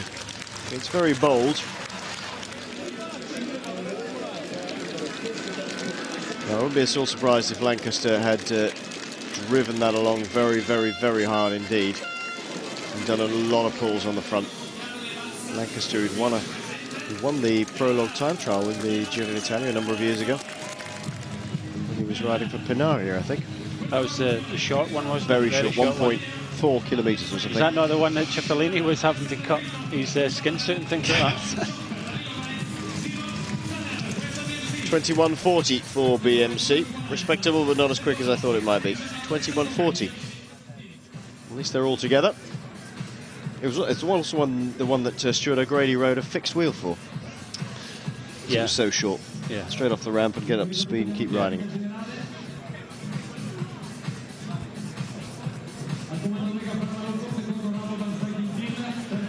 Down to 5 riders. Yeah, that's not good for Garmin, and a bit surprising, to be honest. Well, they know starting behind, they'll get time checks, and they'll know what they've had to do, and they've tried to win this team time trial, and it's just shown by the by them going down to 5 riders now that the pressure's been on them. Yes, I think they know they've got to chase HTC-Highroad very hard indeed, and Brett Lancaster has given the ultimate sacrifice and is now tailed off the back. HTC down to 7 riders. Yep. This is interesting. Cam Meyer is the rider in the Australian Champions colours there. And interestingly, he's got the hands on the wider part of the bars. Just trying to keep the pace going, trying to keep up there. With Christophe Lembevel at the back doing exactly the same, so the speed is definitely up. Be very interested to see. This is Rabon, has got a puncture, rear wheel. And well, they're down to 6 men now then. 1, 2, 3, 4, 5, 6. Can't afford to lose any more. No, they've lost one now. It's just about communication there. And this is going to be very difficult for them now. 1, 2, 3, 4, 5 riders. They all have to get to the line. It's not that far, but they must get there. They must get there together. Cav just at the back there, looking pretty good. And if Brad Wiggins had his say, he would probably want Mark Cavendish in the team pursuit team at the Olympics next year. Yes, looking that way. The rider at the back at the moment was Craig Lewis. AG2R Le Mondial. 5, 4, 3, 2, 1, via. Way they go. Another mixed bag of a team. Interesting team there. Rinaldo Nocentini, Julien Berard, Michael Cherel, who's going very well. Cyril Dessel, still fighting along there, Cyril Dessel. Yeah, he goes on year in, year out. Very good rider on his day, not so good when he's not. Herbert Dupont, Jean Gadret, Ben Gausteyer, the Luxembourg rider, Yuri Christoph, and Matteo Monteguti, the Italian. Highroad, oh, look at this time, 21-21 is what they've got to beat. And Cavendish leading them around the corner with Pinotti just behind him, swings it in. Down to 5 men, the very, very bare minimum. They're sprinting for the line. Here we go. This is exactly what we were saying earlier. Are they going to get Pinotti over the line first? It looks that way. Pinotti drives for the line, the Italian national time trial champion. They're going to be well inside on Farmalotto's time. They've got to all finish, though. The man at the back really fighting to be there. Wow. 20, 15, oh, 21 they give it. 21 dead for Team Highroad. I thought they were going to dip under 21 then. They go fastest. Cavendish looking good indeed, very good. Garmin must be absolutely sweating now. Omega Farmalotto then second fastest at the moment. Rabobank with the third fastest time so far.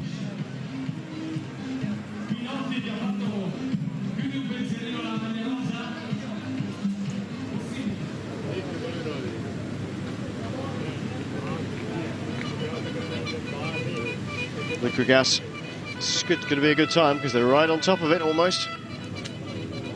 Never discount them. They are very good at team time trials. Here we go. Ooh, second fastest, 9:57 for Liquigas. Lamprey losing a man or two by the look of it.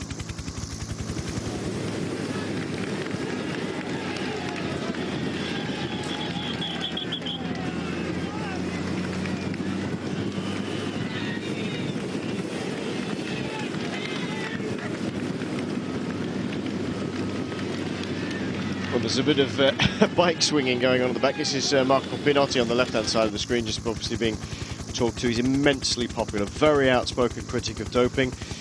He doesn't mind who knows it either. Anybody in the peloton is quite welcome to come up and talk to him about it. And that means anybody. Very clever chap. Degree student and just a thoroughly nice guy, really. Started his career with this team here, Lamprey, funnily enough. And being tailed off the back here is Solano, Cristiano Solano for Liquigas. With them down to 8 men as far as we can see. We don't see that they've lost any others further on up the course.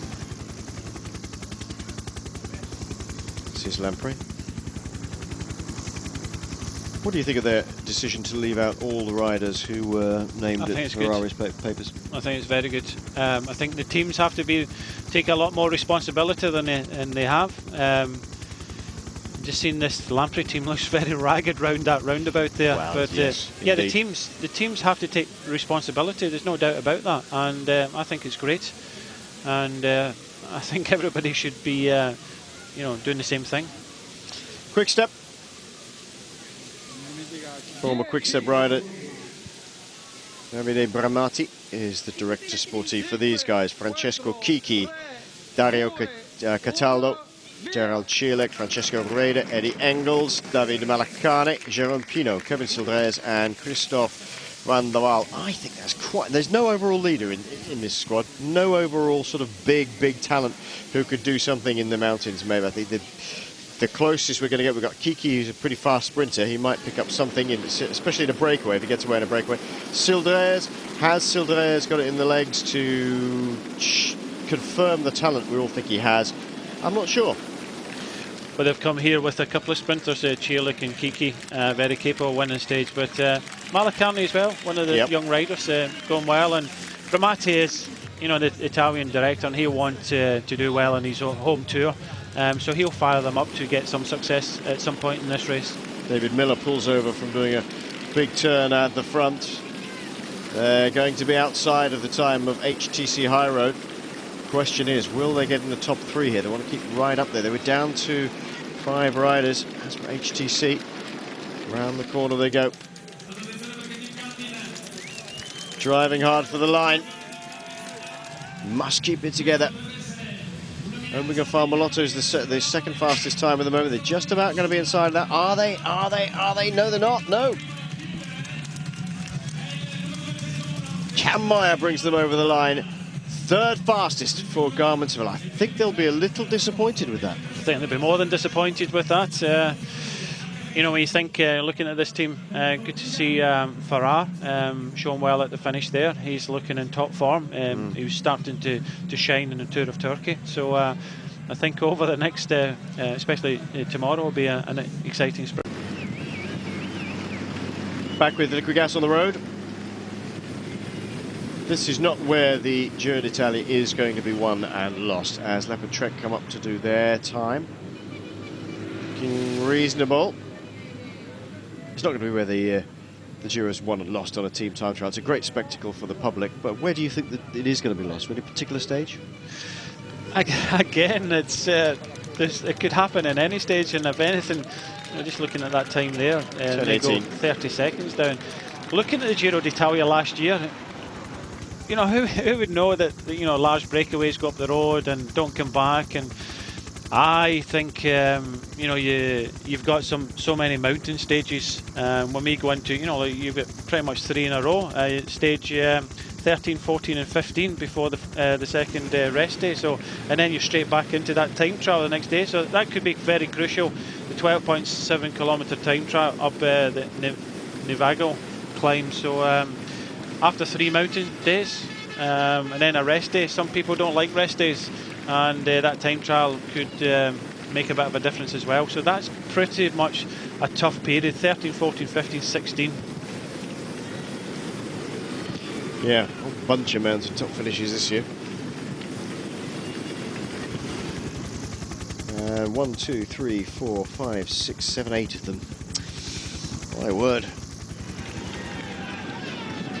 Maybe some very tired lads at the end of this race, I would imagine.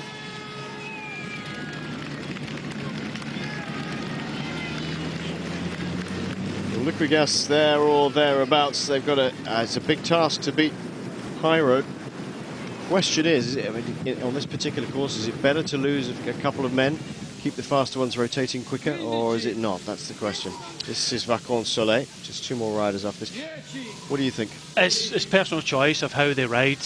You can use up a few of your riders early on, like you said, Brett Lancaster, and keep your riders a bit fresher. But I think in a team time trial with 9 riders, everybody has to toe the line and ride as far together as possible, because as I said, 9 riders coming to in the last few kilometres can make a difference in a team time trial like this. We've seen the speed that these guys have had to go to, and Rabon probably would have finished in there, so HTC would have finished 6th, but you've seen Garmin finish 5, so the top teams are going down. Liquigas looking good here with a full complement of riders, so you know, they have to push it in the second half of this race.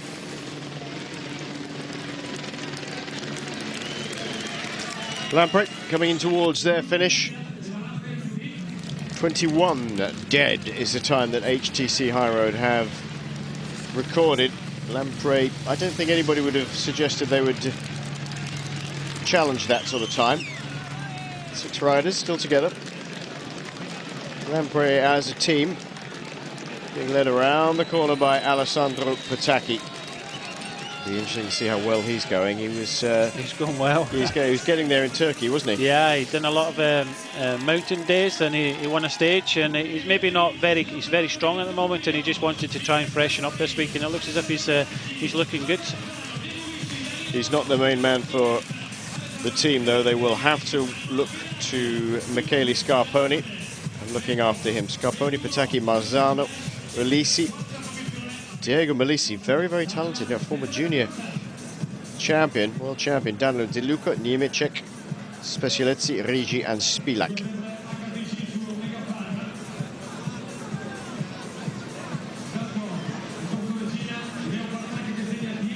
Oh dear. Got to be a little bit careful. Technically very demanding. Just getting back into the right place in the line. Especially when you're flat out, when you're on the ragged edge. One rider gone for Liquigas then. So still, it's HTC-Highroad with the fastest time. Garmin Cervelo giving it everything they possibly could, but not managing to do it. Omega Farmaloso, the big surprise of today so far. This is AG2R. 27 seconds down.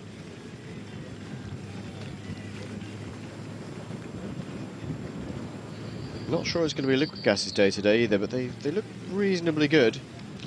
Well, just showing you, David, that you know, if you want to try and you know, top the table, you're going to have to shed some riders, and I think every team so far is losing riders in these last few kilometres. If you can get them as close to the finish as possible and use them up, but now again, Liquigas down to 7 riders at the moment and 1 pushing at the back.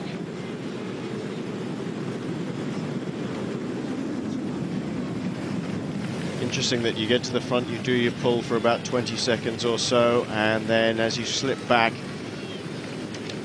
often riders have different techniques for doing this. Still being pushed back in again, but the rider who's being just pushed back in all the time is Alessandro Vanotti. Just getting back into the line, getting back in the line, getting back in the line. Riders have different preferences of how to do this. Well, he's doing a good job at the moment because that's probably the hardest bit. You've done your turn at the front, you swung over, you're coming back, you're a wee bit in oxygen debt, and there's somebody at the back pushing you onto the wheel, because that's normally the hardest part to do. It's Scarpecchi, Scarpecchi who's doing that job. Swing off the front, ease back, well, keep a high cadence going, and then when you get into that line in front of Scarpecchi, because he keeps pushing people in, possibly shift up a gear, so that you just almost having that sort of slight cruising effect, and then get a faster cadence as you come towards the front again and have to accelerate. Alan Gallopin is the Director Sportive of Radio Shack. This is a funny old team as well. A sort of headless team now. Well, you mentioned the word old there.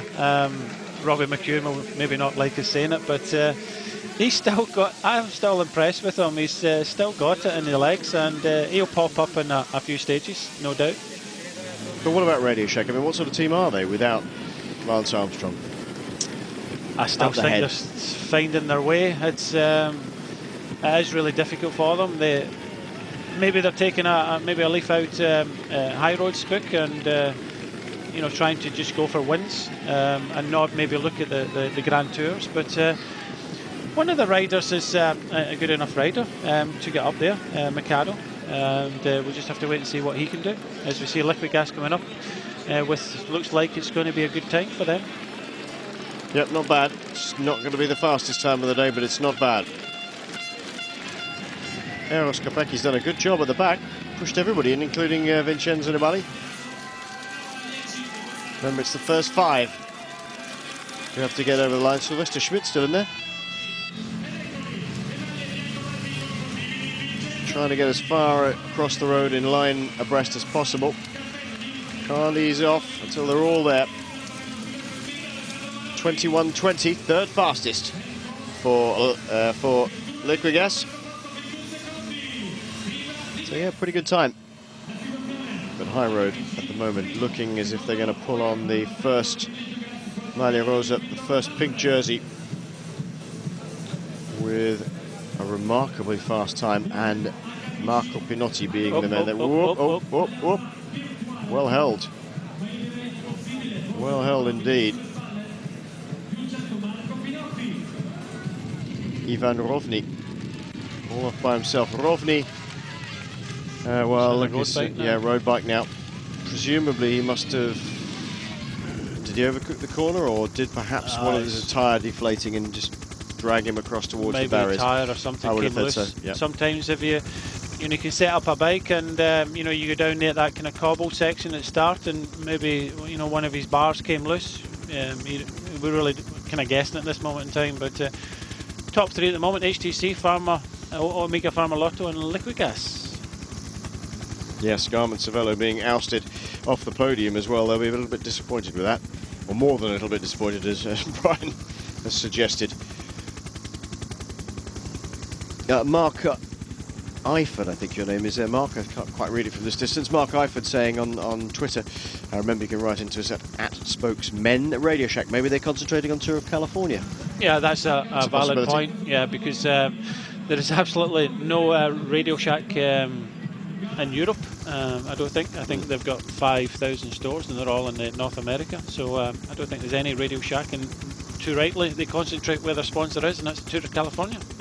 Mercado, Popovic, McEwen, Beppu, Cardoso, Philip Dijknen, Robbie Hunter, Ivan Rovni, and Bjorn Selander are the riders for Radio Shack here in the Giro d'Italia. Sponsors concentrating, of course, they want them to concentrate in the United States of America. A bit of a shame, but it's the way it is. It's a commercial sport. And Ivan Rovni, the man having trouble with his bike, and is now on a road bike. Rovni, was always trumpeted as the most talented of that group of riders who came into Tinkoff, but still finding his feet, I think. Not really made that step up. Last team off the ramp then. This is team Movistar. Jose Luis Arrieta, the director sportif, finished his career, I think, did he finish his career with AG2R? But he was with AG2R, one of the few Spanish riders to ride for the French team for a long time. Very experienced, good climber, good rouleur.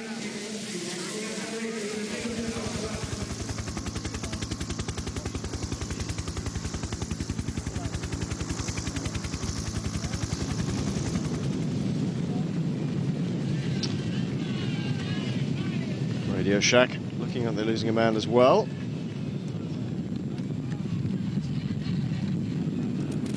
And here come Leopard Trek.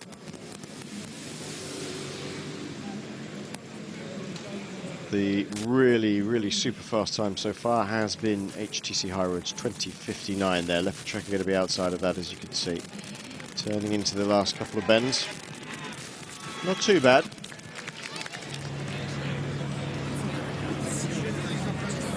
No lack of effort. I still got pretty much most of the team there at the finish here. They've probably 1, 2, 3, 4, 5. They've got all 9 riders, just one dropping off at the moment. But that's one of the only teams that have almost finished with 9 riders.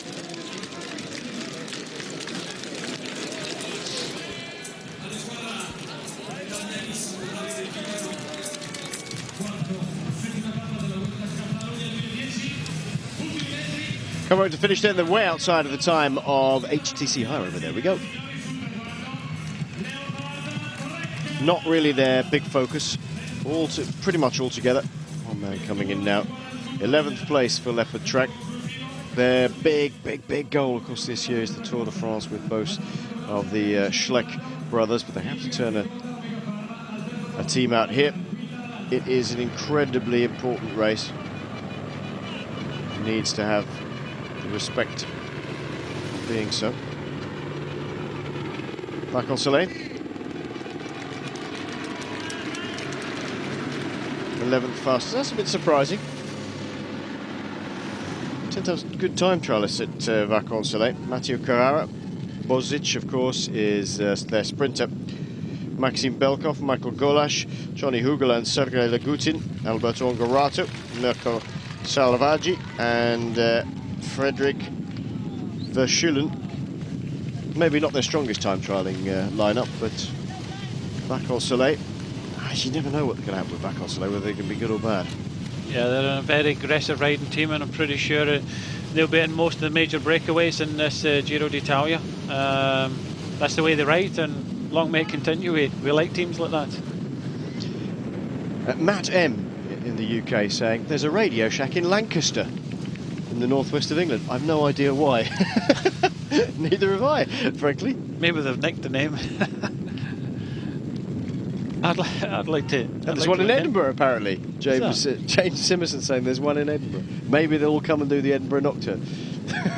Well, that's news to me. And meet. Didn't know they were expanding into Europe.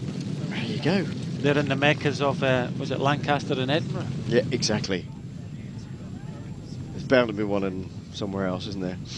Newmarket. Tiago Mercado, Popovic, McEwen, Beppo, Cardoso, Dagnan, Hunter, Rovni and Salander are the riders. And Alan Galopin, a very experienced man at the head. Yep. There's one rider in this team I'd love to see do well. Who's that? Philip Dagnall. Yeah. He's just not had the luck at all.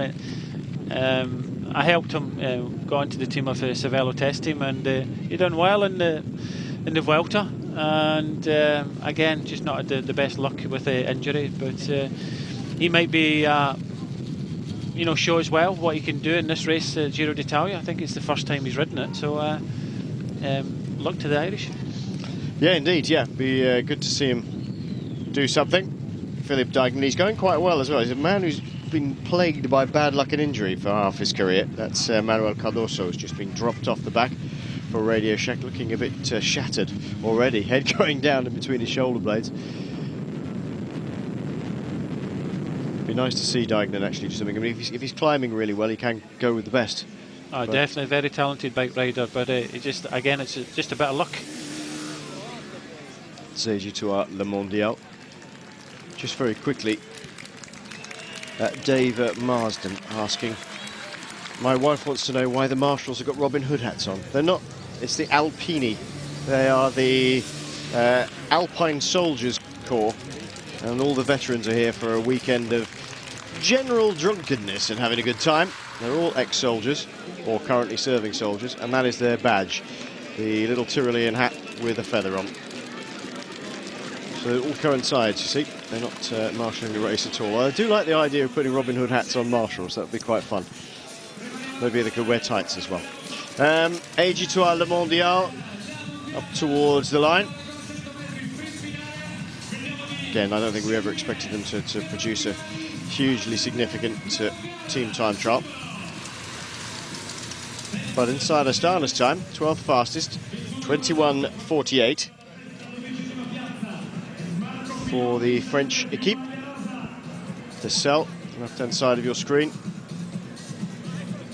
He's a good rider. On his day, he's a good rider, and then other times he's just out of it. Radio Shack, that's a good time. 9:56. And they've lost a rider right at the start as well. Yep. So they're down to 7 riders, and I can only think missing Rovni might actually affect the performance towards the end of this team time trial for them.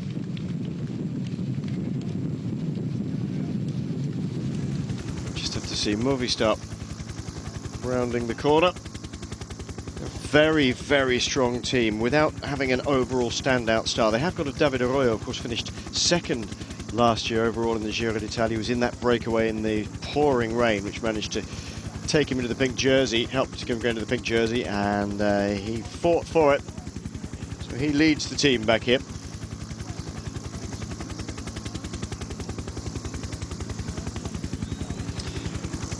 The riders are Arroyo, Kirienko is going very well. Konovalovas, fantastic time trialist. Carlos Oyarzun, Pablo Lastras, who's been equally going very, very well. Sergio Padilla, Luis Pasamontes, Branislav Samalau, and Francisco Ventoso. Ventoso, good for the odd hilly sprint. But a very, very strong team. They've got a couple of national time trial champions with Kirienka, and just at the top of our picture they've got Konovalovas. But yeah, Ventoso is their fast man, but they've got some good power in this team, and they want to try and do something this year in this race. Konovalovas won the time trial, the final time trial, a couple of years ago, and yeah, he's come of age, and quite a few good Lithuanian riders coming through the ranks. There's a couple of Lithuanians in Sean's team, actually. Yes. Sean Kelly, of course, does have his own team. It's the Unpost team, or OnPost it should be pronounced, I think. ANPOST. It's the National Postal Service of the Republic of Ireland, and they back his team. Got a fantastic race program, of course. Some really great riders have come out of his team as well. Dan Lloyd and Matt Bramia both riding at the very top level. Dan Lloyd not riding here in the Giro d'Italia, but riding for Garmin Cervelo. Matt has had a very hard classic season, riding in his first year for HTC-Highroad. But Dan Fleeman, of course, now back in the UK with Rally, and formerly at the Cervelo test team. He rode for Sean's Unpost team as well. Seems to be a good filter for riders, and you would expect that, wouldn't you? Sean would know talent when he sees it. Quick Step all together, which is good. I think they're going to chuck a load of men in brakes every day. Quick Step. Yeah, that's the way kind of Bramati wanted to go. He is, you know, he's not frightened of, you know, shouting and bawling and, you know, getting the best out of his riders, and I'm pretty sure they'll ride aggressively. And again, another team finishing with 9 riders completed this team time trial today in Torino.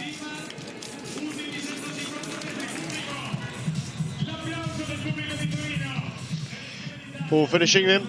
Jerome Pino on the right-hand side of your screen. They're all just sprinting up towards the line. It's a little bit of a slope up. 5 to finish. 12th spot, 21.41 for Quick Step.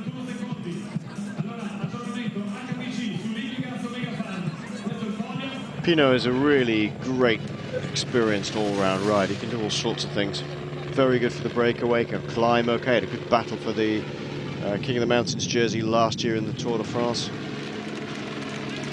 Not so fast for Movistar. 10.05 at the halfway point. That's the last team to go through the halfway point, but this team were looking pretty good halfway around. 9.56, not that far down. However, they've lost 2 riders already. Unfortunately, Ivan Rovny, I think a problem with the rear, probably in the rear wheel, the disc wheel, and having to go back onto the road bike. And another rider dropping off fairly quickly, Manuel Cardoso. They're quite well disciplined though. Looking good. You know, the rider's just coming to the back there. You know, I was able to talk to the last rider, so but they have to go some to beat this HTC team. They've set a very fast tempo, and they've been motivated to do this, and Radio Shack are probably going to be maybe one of the surprise packages of this team time trial. I know we've still got probably 5 minutes of riding still to go, but looking good for them at the moment. Yeah. This corner's proved a little bit difficult for some riders. It just got a little bit wrong on the entrance. It's about one of the few technical areas of the entire course, frankly. Starts off a little bit twisting and turning. There's not that many. The director keeps taking the slow-mo from here because on the roundabout here, just a little bit demanding. Do you like seeing team time trials right at the beginning, which it seems that the Giro d'Italia has had a speciality of doing in recent years, or would you prefer to see it a little bit later on when it can make a real difference to the race? Yeah, but you never know. Normally in a 3-week tour, you get your big sprint finishes, and you know you've got some crashes and various other things. And I've known team time trials in the past, in the middle of races or maybe towards the end, that it's unfair to some of the teams that have lost riders due to illness or crash. So I think it makes sense having it right at the start. So everybody, there's 9 riders, every team, and it's a kind of level playing field. I was still like, I love all the bikes, the technology and things like that, but I said probably right at the start of the programme that it's a wee bit unfair to a lot of the smaller teams out there. They can't put all the riders in a wind tunnel test where some of the big budget teams can, and I'd like to see these team time trials ridden in the normal road bikes. Yes, they've had all sorts of systems for limiting the losses that you can take on a team time trial over the last few years, especially in the Tour de France. And the longer team time trials, you could only lose so much time, and after that it doesn't really matter. That's the system essentially that they played with. Yeah, the bonus system and things like that, trying to limit it, because the likes of some of the Spanish teams were losing like 3 minutes in a team time trial. Yeah. Back on Soleil. Looking at the time of Liquigas at the moment. 3rd fastest, his 4th fastest Garmin Cervelo. I think they've done a better second half than first half. Vacol Soleil. They've got 5 men to finish, remember. And they finish inside the time of Sky as well. Just about the same time as Sky. 37 seconds down, 9th fastest. I think that's quite good. They've put it out of the bag in the second half. I think they realised they had to up the tempo a little bit. Game plan, some teams do it, some teams don't. They ride slower to start with and then speed up, or vice versa. Depends on the mix of riders and how they decide to attack it. Still looking technically quite good. Radio Shack, we'll see what their time is shortly.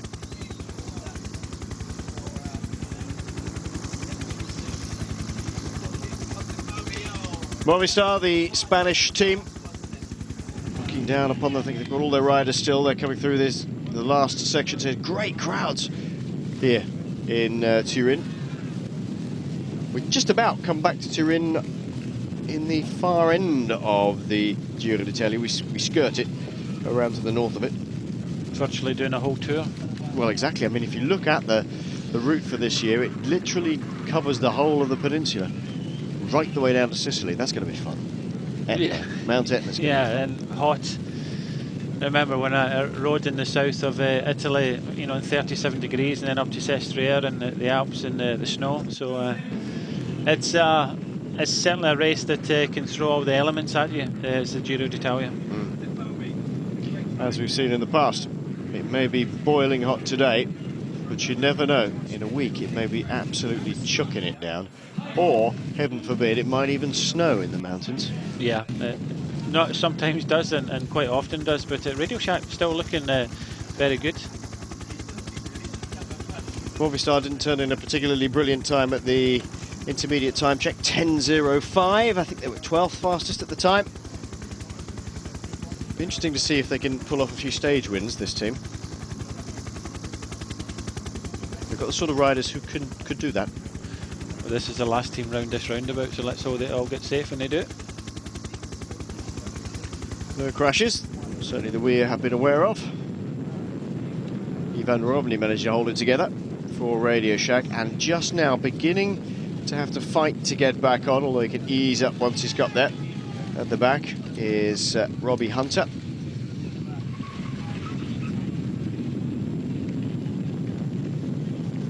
Hunter, the fast man from South Africa, ridden for Bala World in the past. And here he is, right at the back, number 217. So this is looking quite quick. Well, I wouldn't be surprised if this doesn't podium this one. 600 metres to go and they were still technically very good. Highroad has got the fastest time, as you can see, 20:59. They're not going to break that. No.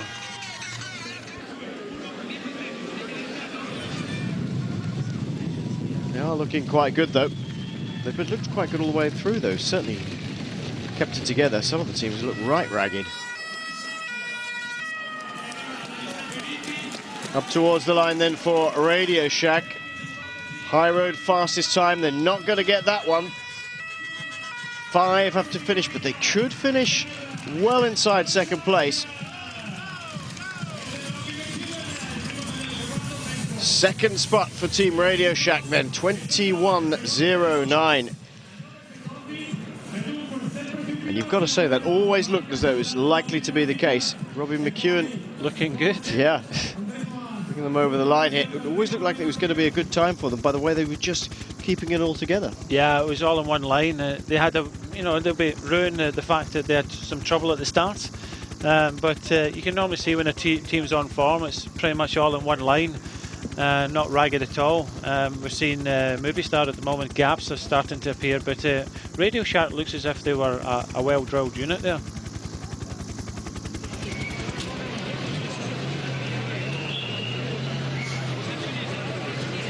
Radio Shack finishing. Good time, good time.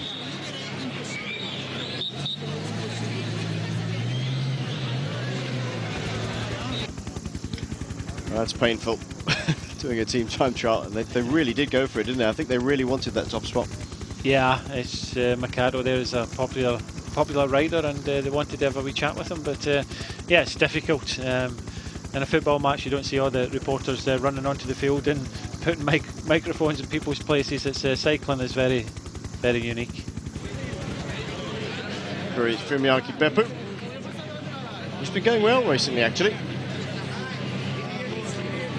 Japanese reporters wanting to get there straight away.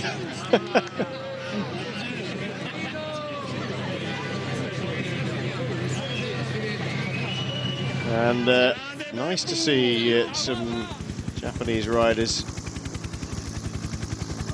in this year's Giro d'Italia. No Arashiro this year, as there's no Europe Cup.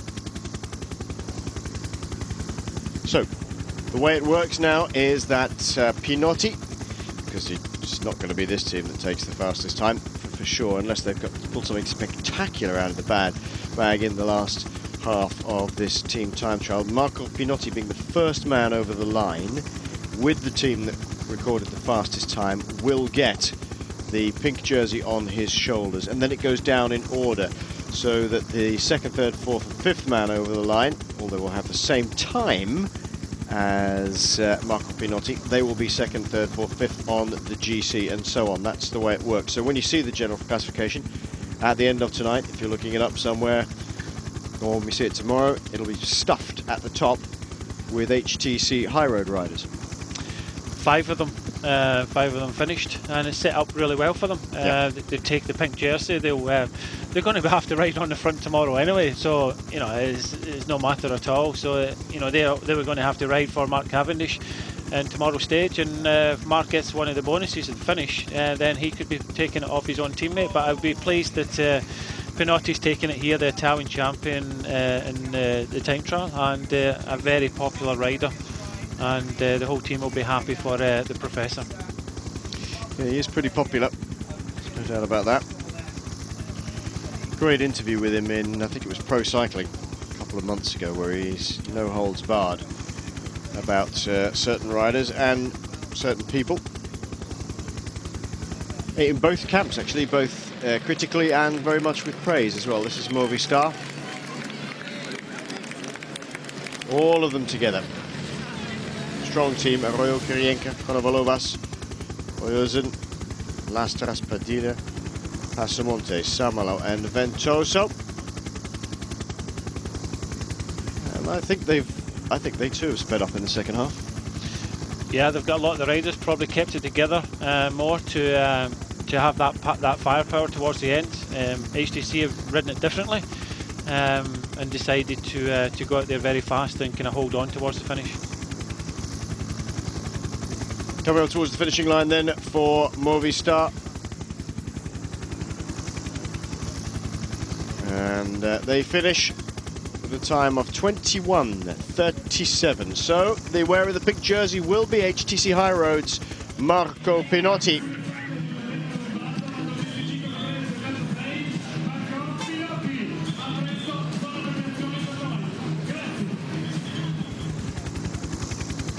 Terrific setting. It's a beautiful old town here.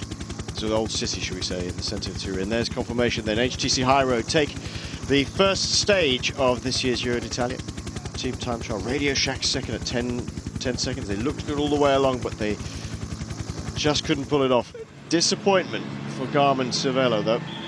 They finished with 5, and they finished well behind HTC-Highroad.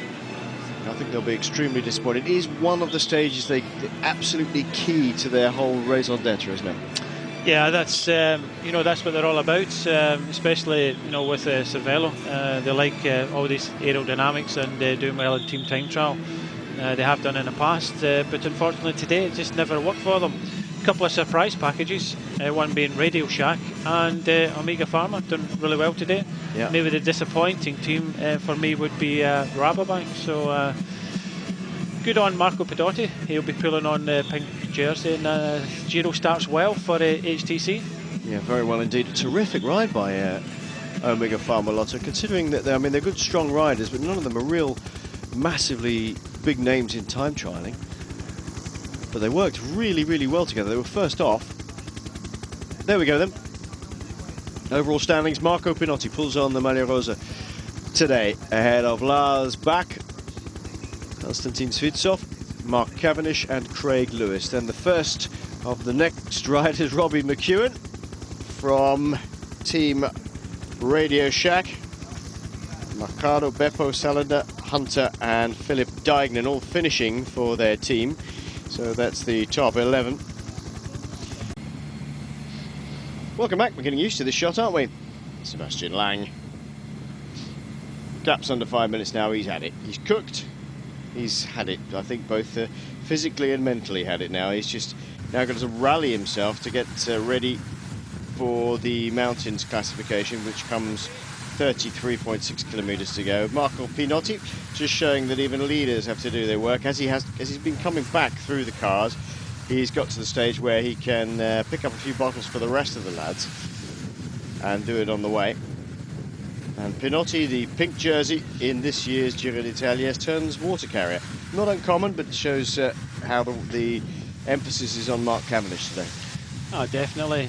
It'll cool him down as well. He must have what, about 7 or 8 bidons down his back, and we saw one of the Garmin Cervelo riders have a bidon. A lot of the lumps behind are radials, but he actually had a bidon behind his neck. We've seen people use sponges in the past, but it's a very hot day, hot sunny day here in this stage, a long day, so you just have to keep the fluids coming in, because you know, it's all about hydration today and keeping the liquids getting through, and you see a lot of the teams going back for bottles. We've seen quite a lot of airtime from this man, Sebastian Lang. We haven't actually seen him drink an awful lot as it's been going along. That must be a bit depressing, mustn't it, if you've had enough by now? Out the saddle on the flat.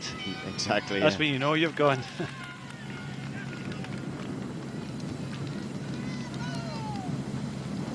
Maybe not one of his better decisions.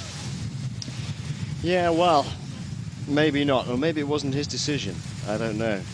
But regardless, he's now at the end of his rope, I would think. Sebastian Lang won the National Time Trial Championships of Germany back in 2006. This year, best placing he's had so far was yesterday, but that's due to the team time trial. 4th. Apart from that, he's not done a huge amount this year so far.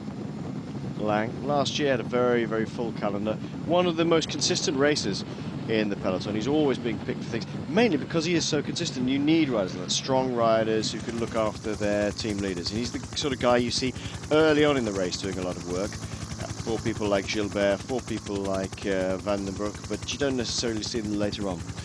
Yeah, a team's not comprised of you know, all winners, and you need people like Sebastian Lang, and that's why he always gets a place in some of the good teams, top teams in the world over the years. Because he is one of these riders that can go to the front in a day like this and you know, pull back people like him that go on the attack. So he's very good at that. Good, strong time trialist. So that's why when he gets to a time trial, he can perform well, because he's used to riding on the front for other people.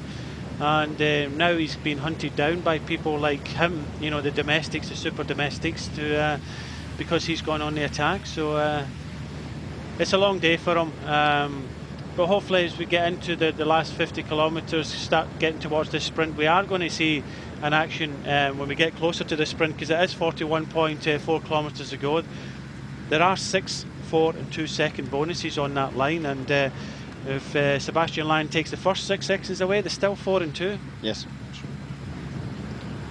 Yeah, there'll be action from behind, there's no doubt about that. Interestingly, just to illustrate the point about a rider like Sebastian Lang, teams need a rider like him. He came from the elite 1 class, really, in Germany, straight into Gerolsteiner. He always went through Gerolsteiner. When Gerolsteiner were thinking about packing, he went off to Silence Lotto, as it was then, and then it's been there for the last 3 years. The last thing that they actually won was an individual time trial, and that was 6 years ago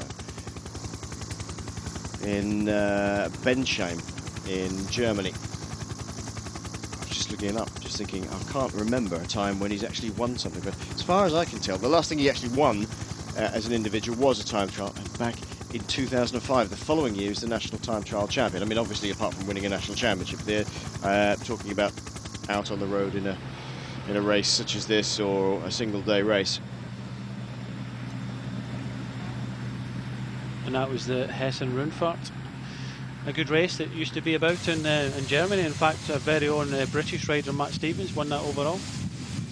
Matt Stevens. I wonder how if Matt's watching us, tell us how you're doing, because you had another nasty crash recently. The thing about Matt is he always pushes. Doesn't know how not to push, does he? Yeah, he's been a talented rider. I remember him when I rode the Manx International with him when he was 19. Very impressive, and yeah, he's not getting any younger, and his bones are getting brittle now. Yeah. And every time he falls, he seems to injure himself. But good luck, and he's doing a good job with the Sigma Sport team. Liquigas, their main director sportif, is Alberto Volpi. And the man they're protecting this year, Vincenzo Nibali, who has a little bit of a dodge around the Radio Shack car. He was very impressive last year in the Vuelta, and equally as impressive here in the Giro d'Italia. There we are, water carrier, from pink jersey to water carrier in a day. Renshaw takes a bottle. Clearly saying, thanks mate, as he arrives.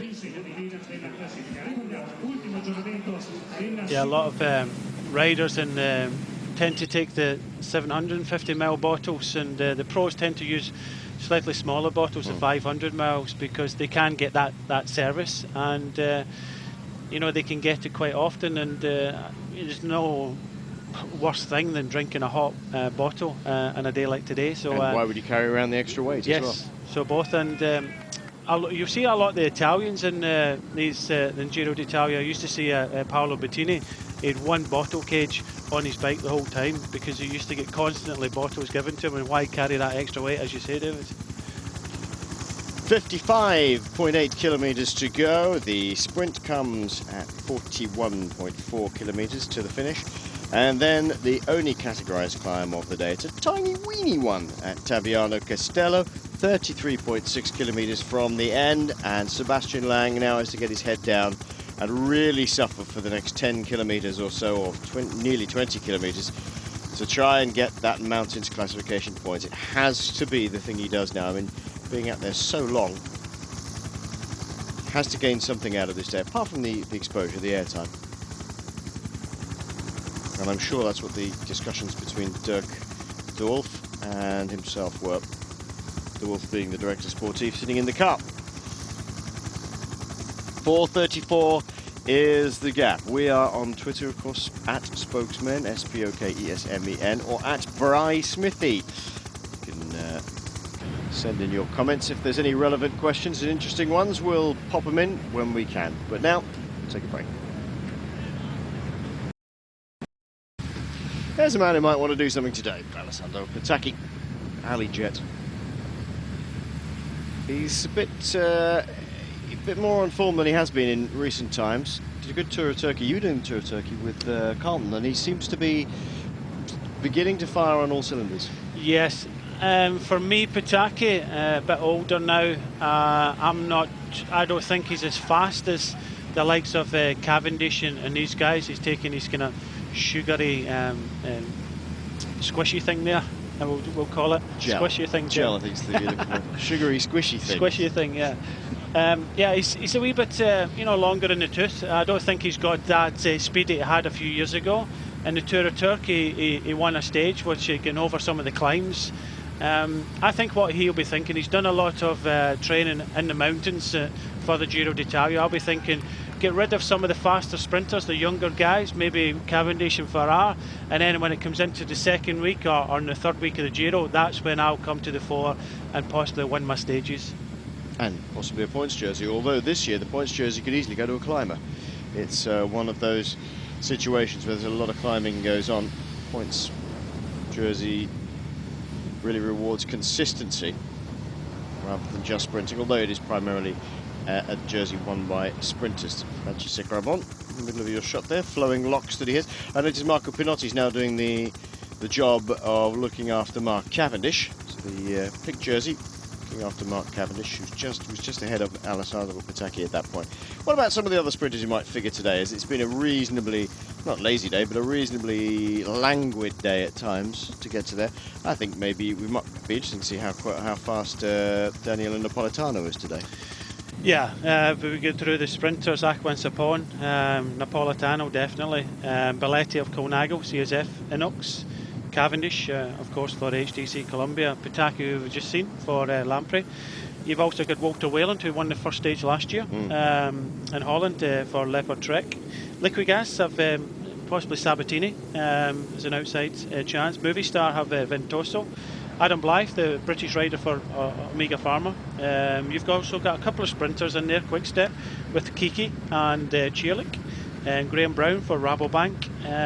Apollonio for Sky. Tyler Farrar for Garmin Cervelo. McEwen and Hunter, as you pointed out, for Team Radio Shack. And Bozic for Vacon Soleil. And I would not put it past Robin McEwen coming out of this bunch and try and take in some of these bonus seconds when we come up to this sprint coming up soon. I'm interested to see what happens to some of these second tier sprinters like Ventoso or Bozic. Bozic is a very aggressive rider all the time. Any chance he gets to get away or get a few seconds here or there, he will do so. Danny Napolitano, well, tell you what, it'll be if it's absolutely flat out by the time they get to the line, he's okay. But he has to be delivered at that sort of speed, absolute top speed, to do something great. Some teams, of course, don't figure at all with sprinters. BMC, for example, not really brought a sprinter. Geox the same. Really totally based around going for the GC with Menchov and Sastra. There is one sprinter in BMC, and that's Alexander Kritsov, the Norwegian rider. He's one of the young sprinters, and but again, it's being delivered at speed, and this is going to be a fast finish today. And Napolitano, he tends to pick his own wheels and bump and barge, and he'll be trying to fight for Cavendish's wheel, and it's going to be so dangerous because everybody will be doing that. I think for Garmin, they have to go their own, they have to do their own training. You cannot just, everybody queuing up behind Cavendish and Farrar, as we've seen. I think when it comes towards the finish, if you want to lead your rider out, you lead it from the front instead of trying to position them. Because everybody will be, the way HTC have ridden yesterday and what they're doing today, everybody will be queuing up behind, Cav's wheel. Yeah, a few comments in on your squishy things, Brian. Sugary, squishy things. I think we could have a range of Brian Smith nutritional products. Sugary, squishy things. Some gloopy stuff would be good. Yeah. What else could we have? Crunchy, squelchy bars? Or something similar. See what it says in the tin. A gel. Except in the winter, then there'd be rock hard bars. Squishy things, you squish it. So fair enough. Fair enough. I'm a simple man. I'm not saying anything. There is our pink jersey. Well, that's obvious. I didn't even have to say that, did I? That's Marco Pinotti. Possibly not going to be in that jersey tonight, because there are bonuses of 20 seconds. 20 seconds for the winner of the stage today, and it looks as if it could be his teammate Mark Cavendish should be going for that. Many of the riders you see have got under vests on and Pinotti hat. 50k to go for our man who's been out at the head of the race all day, Sebastian Lang. For a man who's been out for the best part of 200 kilometres by himself, I think, even though he's at the end of his rope, still pedalling rather nicely. Yeah, he is a very good pedaler. He does pedal a large gear. He does that in a time trial as well. We've seen that with so many German time trialists in the past, including Grabsch, pushing a big gear. So, but Grabsch, monster gear he pushes.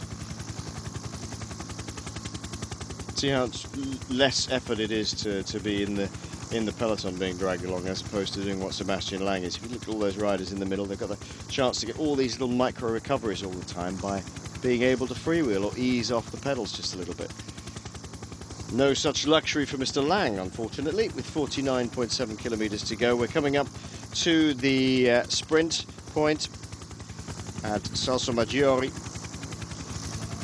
41.4 kilometers to the finish there, and then the final real test for Sebastian Lang today will be the climb at Tabiano Castello, 33.6 kilometers to go. We're funneling through a small gap. Can always be a bit fun. Could be worse. The Amstel Gold or the Eneco Tour. A bit more purpose in his body language, I think. He knows he's suffering. Well, he will know he's suffering. Everybody knows he's suffering, but just seems to be a little bit more purposeful. He knows he's got something to aim at now, and that makes a big difference, doesn't it? Just aim at that sprint and the King of the Mountains. That's all you have to do. Get to this King of the Mountains, and your job will be over. And what a terrific job he has done. Fidenza, they're going through now. We needed to take another commercial break. We will be back very shortly.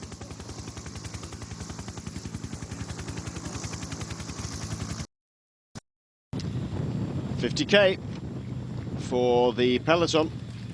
We saw Sebastian Lang go under there a little bit earlier, beginning to hurt. Hurt real bad now. He's got to go for that King of the Mountains, which comes at 33.5 kilometers from the finish. It's within his grasp. Might be able to stand on the podium, and I think actually the peloton might just let him do that. They'll just stay there and go, okay, look, the guy's been out there all day. Let's just let him enough space for him to get that jersey for the day, and then we'll come in and go for the sprint. It's not really a problem for them. Lang is not going to be holding onto that mountains classification jersey for the rest of the Giro, so why not? Yeah, definitely. They're sitting up a wee bit, and this is what happens, and they're going to respect Sebastian Lang for doing this. They maybe kind of hated him at the start, but when he's been out here, you have to give him the time, and Garmin, Cervelo and HTC on the fronts of the bunch just controlling things, and you can see it's not as strung out as maybe it was before. It's kind of bunching up, and everybody happy enough at this moment in time. The only thing now is when we get into the final 50 kilometres is most of the team managers will say, look, when we get into the last final, it's important you stay near the front. The Giro d'Italia can be very nervous, and with everybody kind of coming up and pushing and shoving, it kind of pushes the pace up a wee bit. But just look at it, it's bunching up a wee bit more. Everybody happy, more teams coming to the front, because it is important to be near the front as possible when we get inside the last 50 kilometres. My outside bet for today is actually Belletti. From the CSF Colnago team. You see the light blue, sky blue and white jerseys. They'll come into your screen on the right hand side of your screen in just a second. They brought a couple of men up. He's a very fast sprinter and canny, technically very good. He can move around, as can his teammate Modolo. There they are on the right hand side of your screen. Belletti's a lot faster than people give him credit for at times. He's won some very good races. I think he can position himself quite well, and he might not have too much focus of attention put upon him. He might be able to ride the wheels of other teams. We'll just have to see as we get towards the finish. Lots of reaction. It's David Miller in the middle of your shot. Lots of reaction about your range of nutritional products. I'll need to patent that name. Yeah, Smithy Squishy is a good one there. SS. Although Lee Marshall, who I think works with you at the Braveheart Fund, says nutritional products is Iron Brew single malt and Bucky flavours. What's a Bucky? Yeah, we can't go into that. It's a tonic wine from Glasgow. Oh, really? Yeah, well, we don't know these things, you see. Being English. It's what every connoisseur's choice in Glasgow drinks. Just noted Mark Cavendish is at a shave today, so he must be thinking, well, might get on the podium. Yeah, no Samson effect there, maybe. Will Cavendish go for the points jersey? Who was saying that? Yes. Well, he's certainly going to go for it today. Will he finish the Giro d'Italia? That's another question. We really don't know, because although he he embraces every tour with the same relish at the start of it. The bigger picture will always going to be how much preparation can I do before the Tour de France? Can I go and race the whole of this race and still be in good shape when I get to the Tour de France? That's a decision they'll have to make as they go through the race. It is exceptionally mountainous this year, and whether that's going to be good for a sprinter like Cavendish, just don't know. It'll really take it out of you. So he may decide not to finish the whole thing. He may decide to finish the whole thing. We will keep you informed as we know any more. This is his favourite 3-week tour, the Giro d'Italia. Yeah, he does love it, doesn't he? Yep. He gets all emotional about it. He does live in Italy, Caranta. So just look out for the stage in Tuscany. I think one of the stages later on in the week finishes in Livorno, not too far from where Cavendish is from, and also Peter Kenyuk of the Sky team as well. So yeah, he loves this race of the major tours, and he'll try his hardest to get over it, but yeah, as we've seen before, this is a very difficult Giro d'Italia this year. It's 45 kilometres to go then for our race. Our leader on the road, shall we say, is Sebastian Lang. Lang has been out nearly all day today.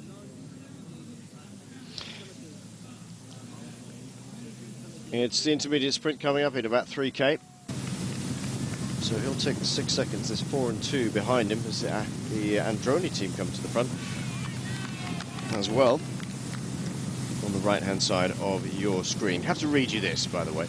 We've done the slightly comical Smithy's Squishies thing, but nobody on earth, except the Italians, could do these sort of descriptions of what a jersey actually is. What's the red jersey?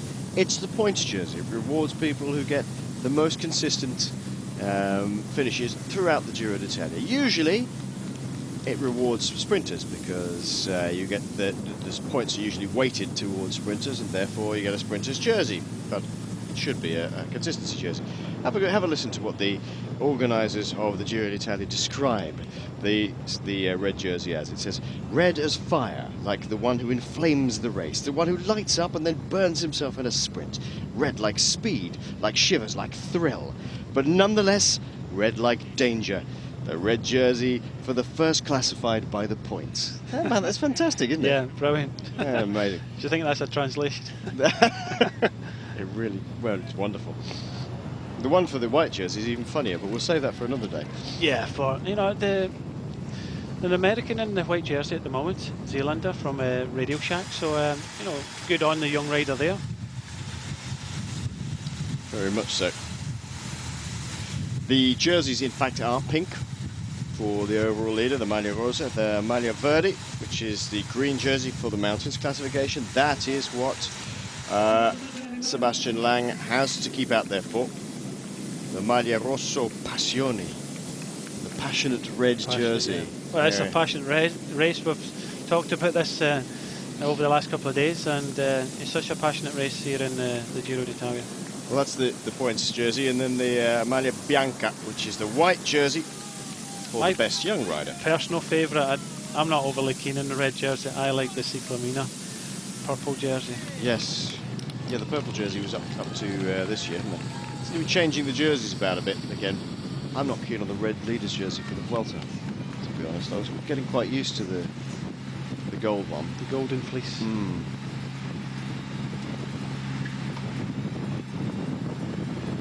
Number of teams all up the front now, all contribute, but they've kept the gap steady now. It's 4 minutes and 10 seconds between, well, the last time check we got from Race Radio, between Sebastian Lang and our men in the peloton here. Lang is about a kilometre before the intermediate sprint now, so he'll take the 6 seconds there. Who will dart out for the 4 and 2? This is the question. It's pretty tight at the top of the general classification. Just to remind you, Mark Cavendish is the best placed sprinter. 10 seconds behind him is Robbie McEwen of Radio Shack and Robert Hunter of Radio Shack. Then there's Sabatini and Del Antonio, both good sprinters from the Italian Liquigas squad at 22 seconds. Tyler Farrar at 24 seconds. So, really, if somebody got an intermediate sprint of 4 seconds bonus, then it could be a little bit more lively as we get towards the end. Sebastian Lang is going to take the 6th, though. I don't think he'll be worried about that, though, Brian. He's more worried about what's coming up in about 9 kilometres' time, which is the first and only categorised climb of the day. Yeah, the bunch have sat up a wee bit. There's no real speed in it. Everybody's just kind of trying to come up to the front, look after the leaders. They know this sprint is coming up. They know there's still a couple of bonuses, and they're not really interested in catching Sebastian Lang at the moment. But I'm pretty sure when we have this sprint, a couple of people will dart across. That's when the race will start, and Sebastian Lang will be brought back very, very quickly after that. Through he goes then, intermediate sprint for Sebastian Lang. He takes a bonus of 6 seconds. What's the point? 6 points. Nice to see the crowd turning out here. We are in Salsomaggiore Terme on the Viale Mattiotti. And Lang's just got to keep plugging away. We'll take a commercial break and we'll be back to see if he can get that mountains classification jersey today. Which looks like it.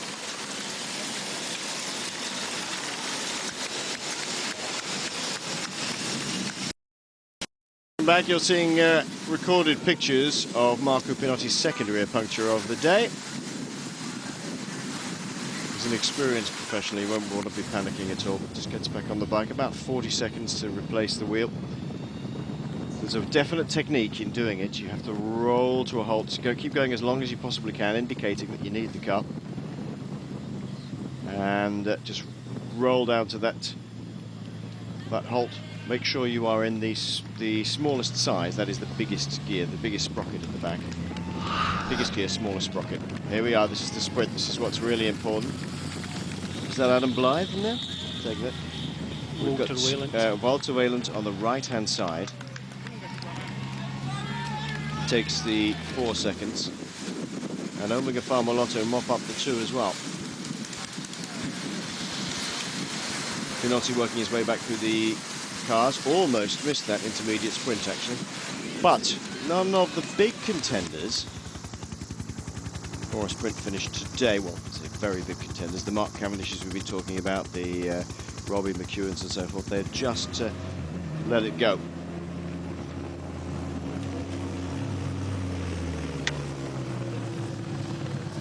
.310 now, the gap for Sebastian Lang.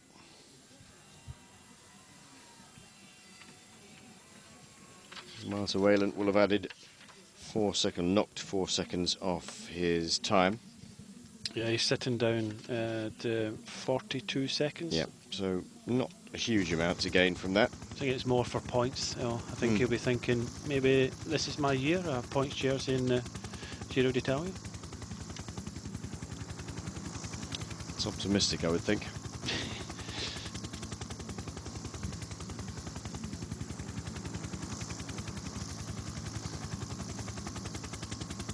39.7 kilometres to go for our man at the front, Sebastian Lang, and he will be getting that for the mountains classification jersey today with the single categorised climber, tiny one. Hello, some trouble. Yeah, just it narrowed down there. Yeah. Movistar involved in that, as our Leopard Trek.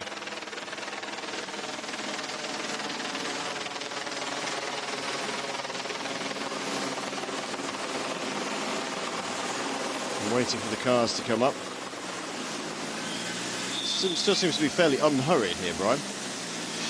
Oh, there's nothing you can do until your car gets here and the car stops everybody, and that car should kind of move out the way and let these other cars by, but no real panic. It looks like Kirienka. Yeah, that's Kirienka. Yeah. Vasily Kirienka obviously hitting the deck. He's a tough guy though, Kirienka. It's one of the first bends we've seen in the entire day, and somebody falls off. Yeah, I think it looks as if Pinotti's now back on to the bunch now. Some nerves starting to show. Some people want to come to the front. this poor German lad still off the front. He's got a few kilometres to go. I think it's just over 6 kilometres now to this King of the Mountains, and I think he's got a couple of minutes still to try and stay away and take this King of the Mountains jersey. I think he will, and I think the Peloton are amenable to letting him do that. Gives him a little bit of heart knowing that they're not closing in, they're not decided to just close him down straight away. Still a fair way from the finish. Their job is to come on a little bit later with about 20 to 15 kilometres to go and start organising it at the front.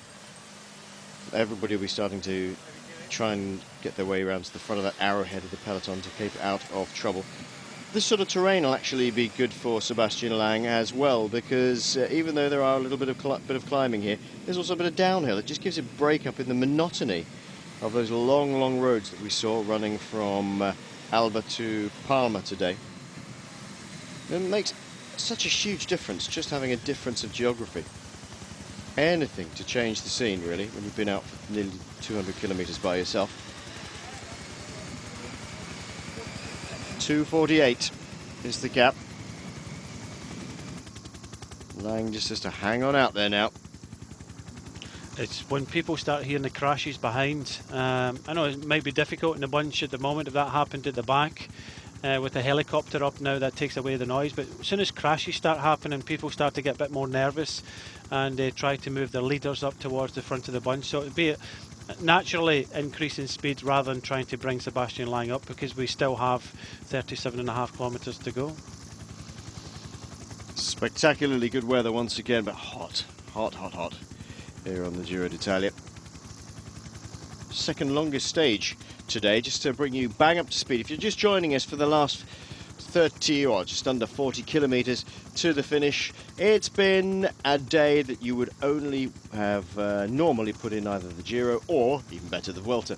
We've had one man out by himself all day. Sebastian Lang from Omega Pharma Lotto went away right at the beginning, got a whopping 20 minutes almost of a break, and it's now cut down to 2 minutes and 38 seconds with 36.8 kilometres to go. There was a long time when we saw shots of Sebastian Lang just looking right peeved, one has to say, with a cameraman shoving a camera in his face all the time. Not really sure if he knew why he was out there. I think he expected other people to come along and form a breakaway, but it never happened for the poor lad, and he's been there all day by himself, and he's still there. But now he's got something to aim for. Went through that patch of just being generally peeved in the middle, and now he's got something to aim for, which is the Mountains Classification jersey. In about 5 kilometres time, he will arrive at the one categorized summit of the day. It's only a tiny one, but it means that for the first time in this Giro, the Mountains Classification jersey will be awarded at the end of the day, and he's almost there.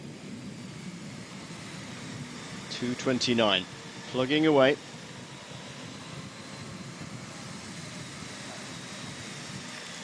A little bit more purposeful. He's very tired, but he just looks a little bit better. In fact, I would say, Brian, about 50 kilometres ago, he looked ready to throw in the towel, frankly. Yeah, he's done a good job.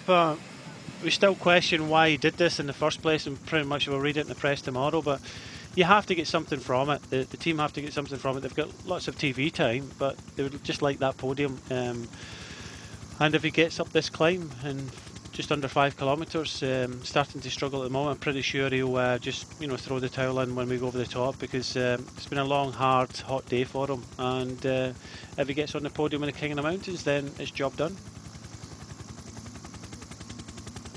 2:25. The gap is beginning to come down. Well, it has been coming down for quite a while, but it's coming down pretty quick now.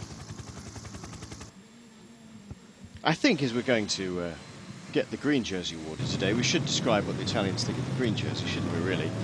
They say, green like the meadows, hills, woodlands, and the road running in the middle. Green like hope, green like nature, ecology, and in such a way green like respect, like energy for years to come. Green like the future, the green jersey, the one for the mountains award. There you go. I'm not sure Sebastian Lang will be describing his win of the green jersey as like that. Once he gets to the top. But that's how they describe it in the official literature here at the Giro. Only the Italians, eh?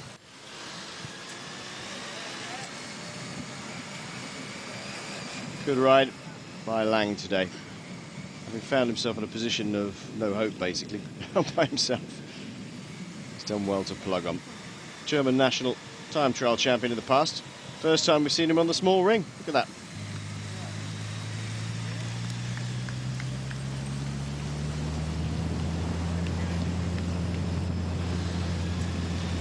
Katusha moving towards the front, as well as Liquigas, Aqua Sapone, Movistar. Number of teams we've taken over the mantle of doing the work ahead of the big lead-out trains that will come in a bit later. HTC, it often happens, doesn't it, Brian? You see this pattern emerging. The big teams who want the victory on the day, in this case a sprint team, HTC will do the work. Forget the fact they had the pink jersey. They're looking for the sprint win today with Mark Cavendish. They'll do the early work. They'll keep the pace, the tempo high. They'll do a lot of work. And then they expect other teams to come through and they can have a bit of a breather and remarshal their forces. Yeah, HTC had it in control. And they know that Sebastian Lang is coming back there. So it's important for the other teams to keep their team leader near the front. We're just seeing Garzelli for Aqua and Sapone in the red and the white there, not the Katusha on the right-hand side there with Daniel De Luca.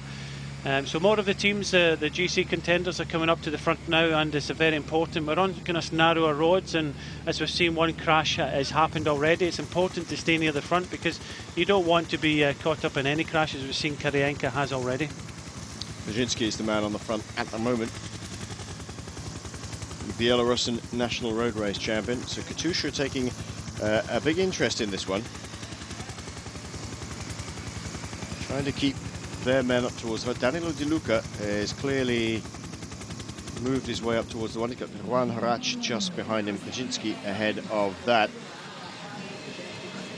On paper, you wouldn't say that they had anybody capable of turning in a massively fast sprint when it gets down to the other side. Maybe they're just trying to keep themselves out of trouble at the front. Who knows? Yeah, I'm pretty sure that would be it. You can just see the road is a lot narrower.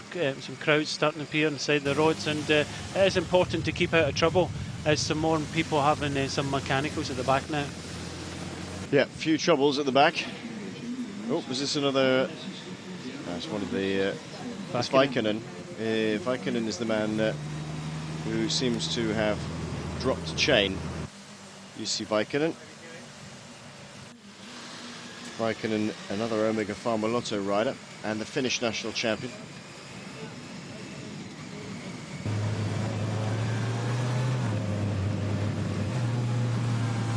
.155 the gap. He's just got to keep plugging away. He's got about 1.5 kilometers to go. The gap is coming down quite quickly now, under the combined pressure of Katusha and also Movistar at the front. I think he's just about going to hang on to this one though, Brian. Definitely, I think he'll have about just over a minute in hand. He's done a good job. He's just kind of lifted the tempo, but I think it's more the bunch of kind of sat back and let the likes of Aqua, Sapone and Katusha come up to the front and just keep their team leaders well out of trouble. Well, as the Giro d'Italia progresses, we will be bringing you what's in the news, in the papers, what they're saying. Not an awful lot being said in the last couple of days. Liquigas are all over the papers.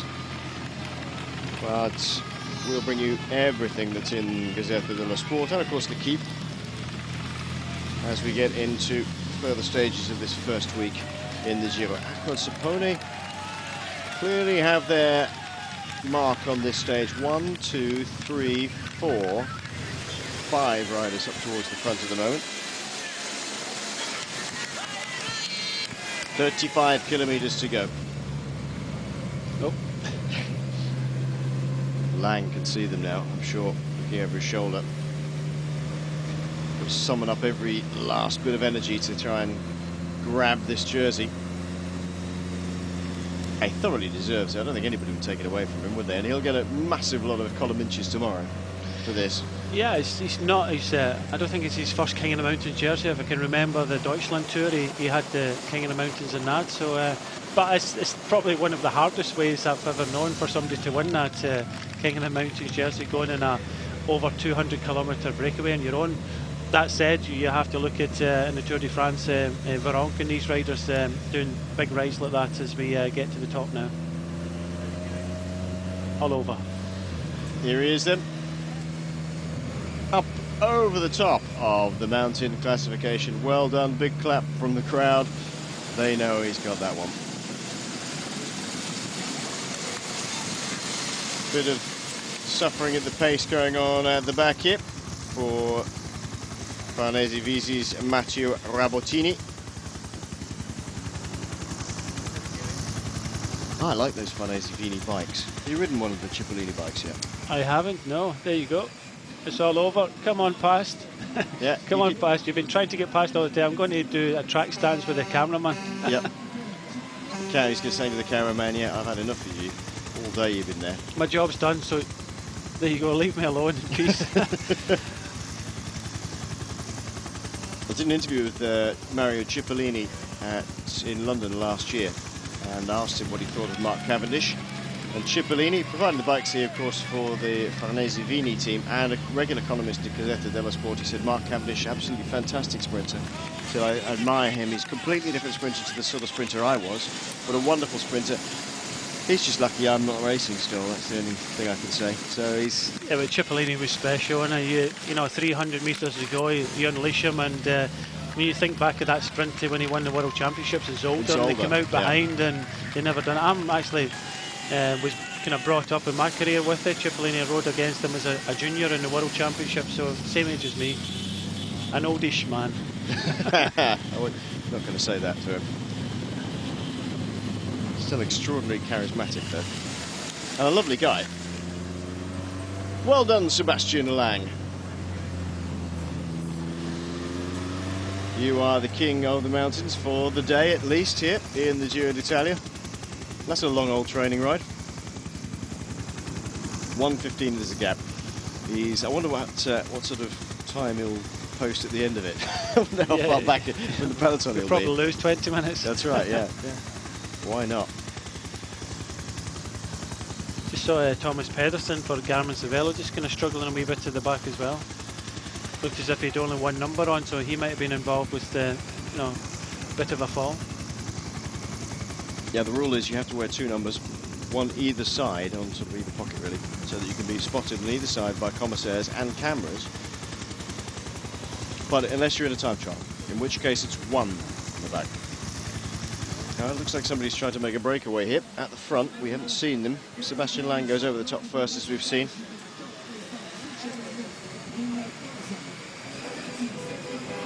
Agnoli was the next rider over. And Saliano, both from Liquigas, went over second and third. Lang continues to just pedal. It's under a minute now for the first time all day.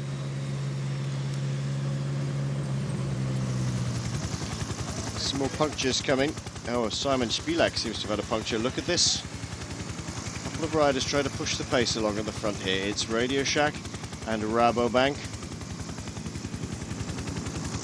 Just caught up the neutral service car, the forward vehicles, and they'll be the riders behind Sebastian Lang, so he'll get picked up very quickly. Just noticed, and we saw he's just trying to wave them on at the moment, but just saw that Robbie McEwen was in trouble on this climb as well. He's coming. They're coming back. Robbie McEwen coming back, actually. Yeah. It's McEwen coming back to the back of the group. And gets in there. I thought it looked a bit like Robbie McEwen from over there. He's very good at these things, just saving as much energy as possible, not pushing hard. Knew he'd come easily back. Oh, he's terrific at getting through the cars. His bike handling skills are phenomenal. He's also a brilliant descender. So any little bit of an incline downwards and he can gain hand over fist. 41 seconds for Sebastian Lang, who doesn't have to try anymore. He's had his day.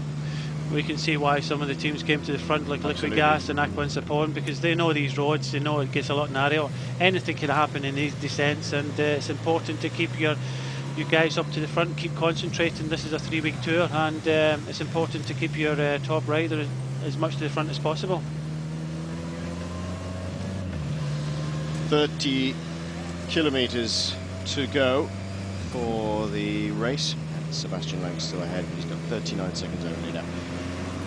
For those of you new to bike racing, just consider this, how much quicker a peloton can move up against one man. This man here, Sebastian Lang, got the best part of 20 minutes of an advantage over everybody else. He's now down to just a shade over 30 seconds. There's still 30 kilometers to go. It's a long, long, hard road when you're by yourself. And the road surface quite different to it was all day, or has been all day with those intercity highways. This is back to old roads now. 30 kilometers to go, 37 seconds of a break. We need to go to commercials. We'll be back shortly.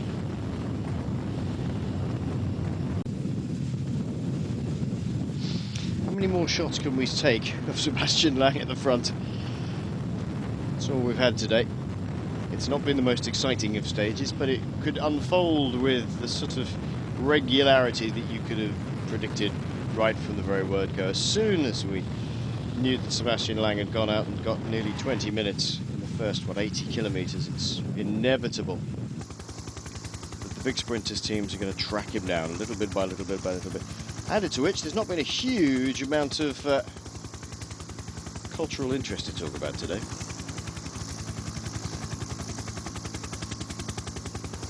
But good on Lang for doing the job he did.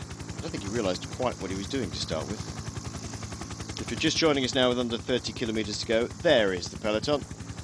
Sebastian Lang, the German rider for Omega Pharma Lotto, former Gerolsteiner rider, last won a race back in 2005, but always gets a contract because he's such a consistent, strong rider, and the teams need riders like him. Went out today, I'm sure he... we've been discussing it here, Brian and myself. I'm sure he went out thinking other riders were going to come across to him and they'd form a little breakaway, maybe 2-3 riders.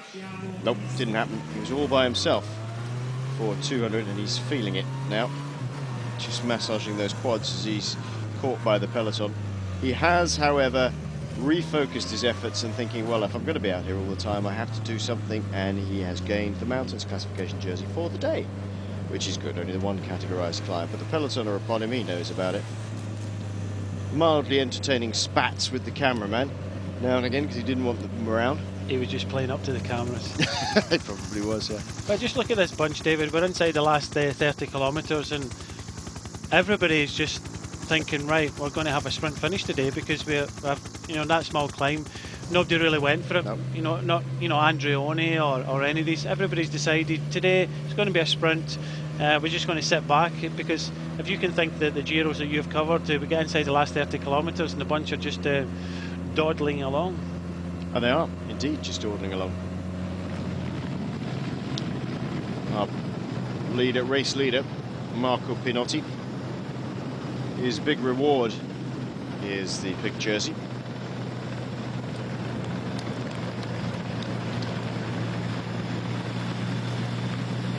He's at the front today, just keeping tempo. There is Mark Cavendish in the middle of your shot just there.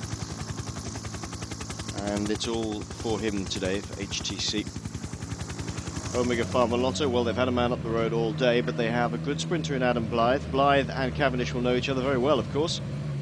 Other riders who will be trying to do something today, Bozic. Interesting to see how he fares today, what sort of form he's on. Bozic, when he's fast, is very fast indeed. It could put a cat amongst the pigeons, one has to say. Acqua Sapone, or Danilo Napolitano, if he can get delivered at speed, will do something, but I don't think they're going to try and contest this one with Cavendish around. And there is a turn before the final 500 metres. That doesn't suit him either. If it's been a long, straight road, then it might suit Danny Napolitano a little bit better. Liquigas, Sabatini, Dell'Antonia. It's all to play for.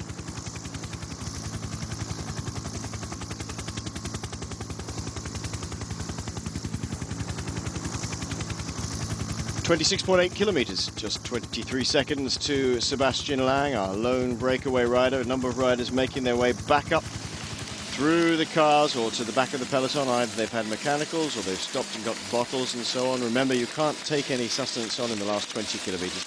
But look at the back here, Brian. They're not doing anything, really. There's a kid on the left-hand side of the road running faster than the peloton. Yeah, they've just decided that, they came up. A few riders came up in that last climb.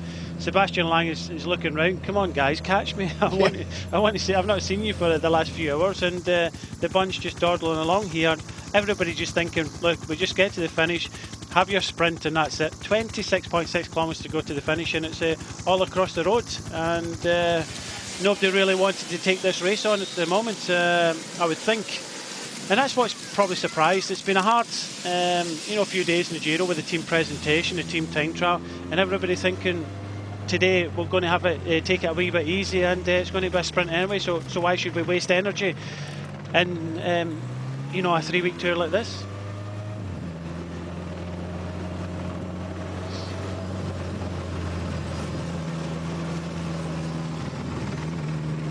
The catch is finally made. The junction, or whatever you want to call it, is hardly a catch. Well done, sir, to the team. And away we go with the counter-attack. Kaboom go Farnese Vini, and it's Giordani. Leonardo Giordani goes on the counter-attack. And a jolly good time to do it as well. 2 other riders going after him. One looks like an Omega Pharma Lotto rider, unbelievably. And one from Vacon Soleil. That's a perfect thing to do. I mean, that's just in their mind all the time. Let's go for it. Yeah, I thought it would happen a wee bit earlier on in that climb and on the descent. And, they've waited to almost 25 kilometres to go to do this. I thought it would happen a wee bit earlier, but just as the catch was made, that was it. And 2 riders coming across. Yeah, Omega Pharma Lotto. Again, going on a bit of a dig. Is that Adam Blythe? I think actually it is. Golas is the rider from Vacon Soleil. Yep. Golas, the Polish rider, rode for Unibet in the past of Vacon Soleil. He's done a couple of these sort of counter-attacks in the last 2 or 3 rides he's been at. Is that not Bekelens for Omega? Bekelens. The reaction from the Peloton was about 5 riders coming across. We hit the 25 kilometres to go. Jan Bekelens here led the Belgian under-23 team, so they're not even reacting. Under-23 team, he led the Belgian team a couple of years ago, Jan Bekelens, and they just comprehensively stuffed up the whole of the strategy. Bekelens was really touted as being the top man, but he is a very, very strong rider. This is a good move because we're on this road, and the few teams that are represented, I couldn't see any of the HTC team at the front, so in this small road they'll have to kind of battle their way through the front and gain control of this race again, because these guys could easily get 30-40 seconds, and they're joined by 5 riders behind. Who knows what they can get? So it's alarming times for HTC. They'll have to come into the front very quickly and try to control things with 24 kilometres to go. Giordani is the man who sparked it off. It was always on the cards, something like this. You just have to wait for it, wait for it, wait for it. Everybody looking across, it's all across the road. A little bit of a, how are you doing, well done, from Sebastian Lang's teammates. And then look, while they're all looking the other way, Giordani goes away. Very smart move. There's another 5 riders trying to come up here. So we've got Giordani in the yellow from Farnese Vini. He's the man who started the break.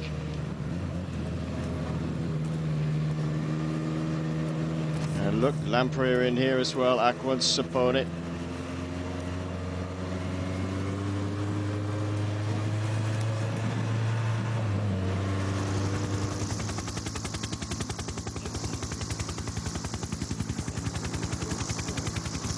So the riders in the breakaway, by the look of it, looks like Marzoli of Aqua and Sapone,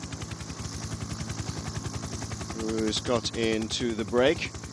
The rider from Lampre, who went past our screens just now, was Daniele Rigi, another very strong rider. And they've got about 28 seconds now already. Now this is going to be interesting.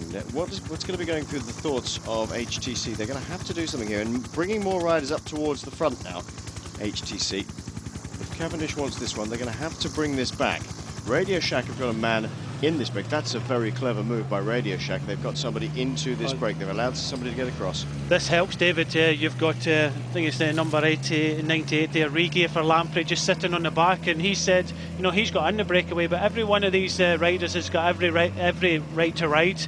But what's not going to help them is the fact that Rigi for Lampre has decided, no, my job is to be here, but not to ride, because I'm thinking of my sprinter in the team, and that's Alijet Pataki. 218 is Ivan Rovni. from the Radio Shack squad. Now, Rovny was the man at the back of the team time trial yesterday, had a rear flat and almost ran into the barriers. Rovny, again, a very good breakaway guy, but not usually seen on the counter-attack. 28 seconds. Who is going to get to the front and bring this back? It is HTC. They were bringing riders to the front. They desperately need to sort of get control of this straight away. Pino from Quick Step is in the break. Bekelens from Omega Pharma-Lotto. Then Pino behind him, always ever aggressive. Marzoli of Aqua and Saponi. Voganov of Katusha. Giordano, the man who started the counter-attack just there, number 152, going through your shot for Farnese Vini. Then Golash, the pole for Vacon Soleil. And finally Daniele Rigi and Ivan Rovny here.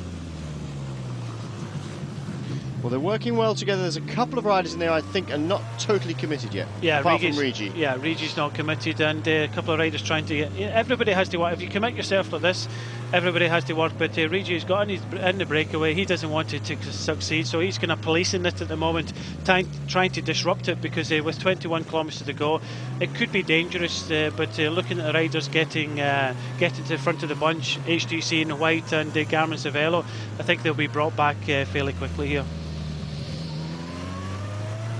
Alessandro Patacchi, he has a man up the road now in that little break who's not going to work at all. As we've just been saying, Daniele Rigi, they had to set up the sprint for that man, or at least they're hoping that other teams will set up the sprint for them. Rigi is just letting riders come past him.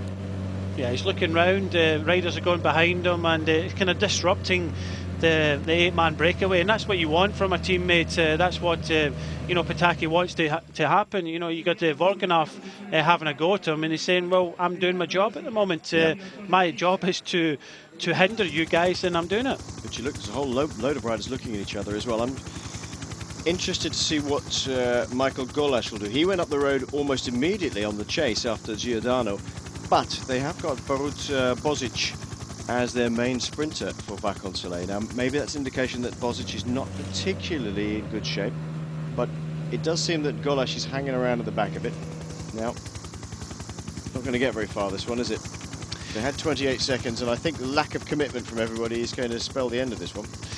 Yeah, it just took a matter of time for Garmin Cervelo and HTC to get to the front and get control of the front of this bunch, which they're doing. It's 20 kilometres to go. It has been a fairly easy stage for most of the teams and most of the riders, apart from one man, and that's the man that's been up the road all day, Sebastian Lang.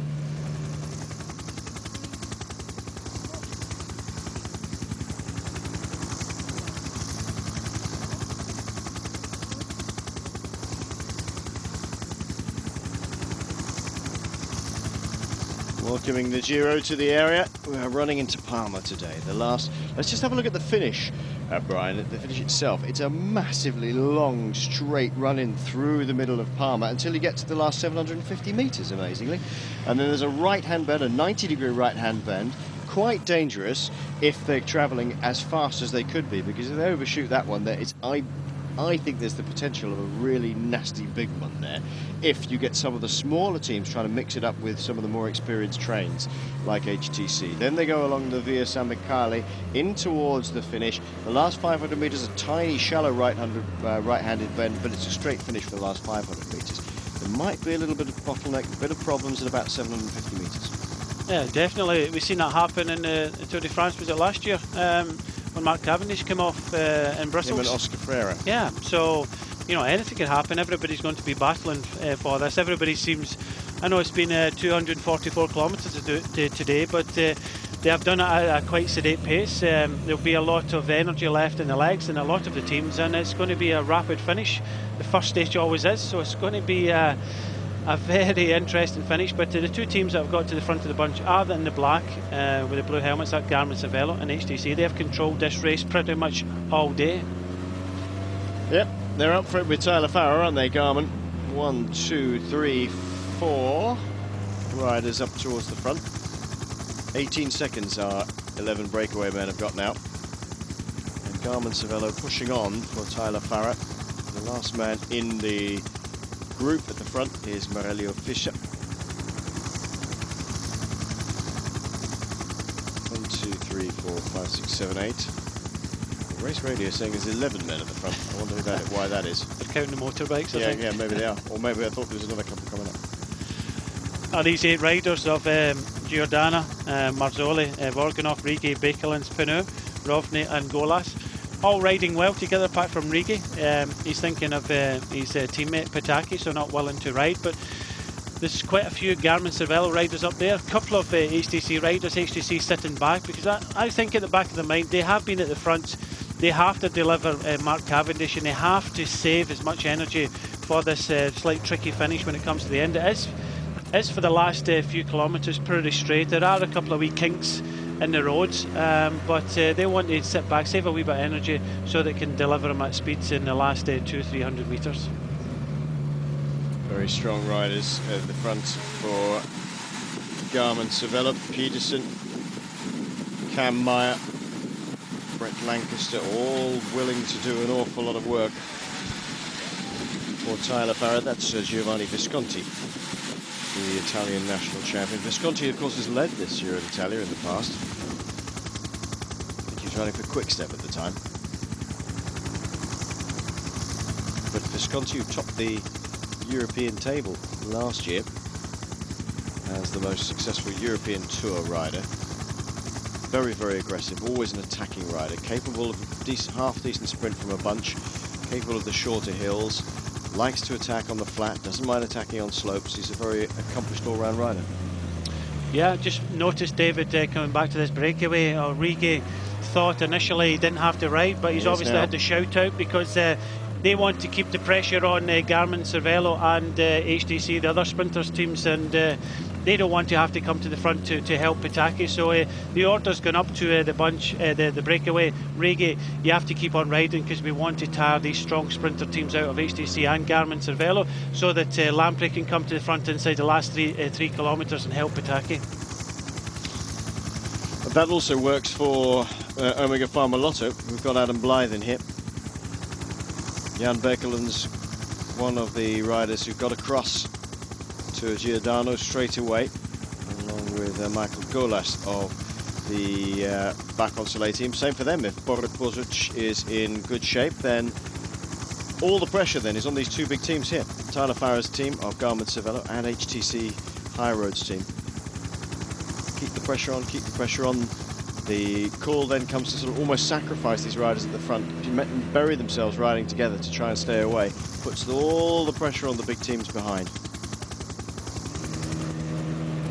16 seconds with 15 kilometers to go.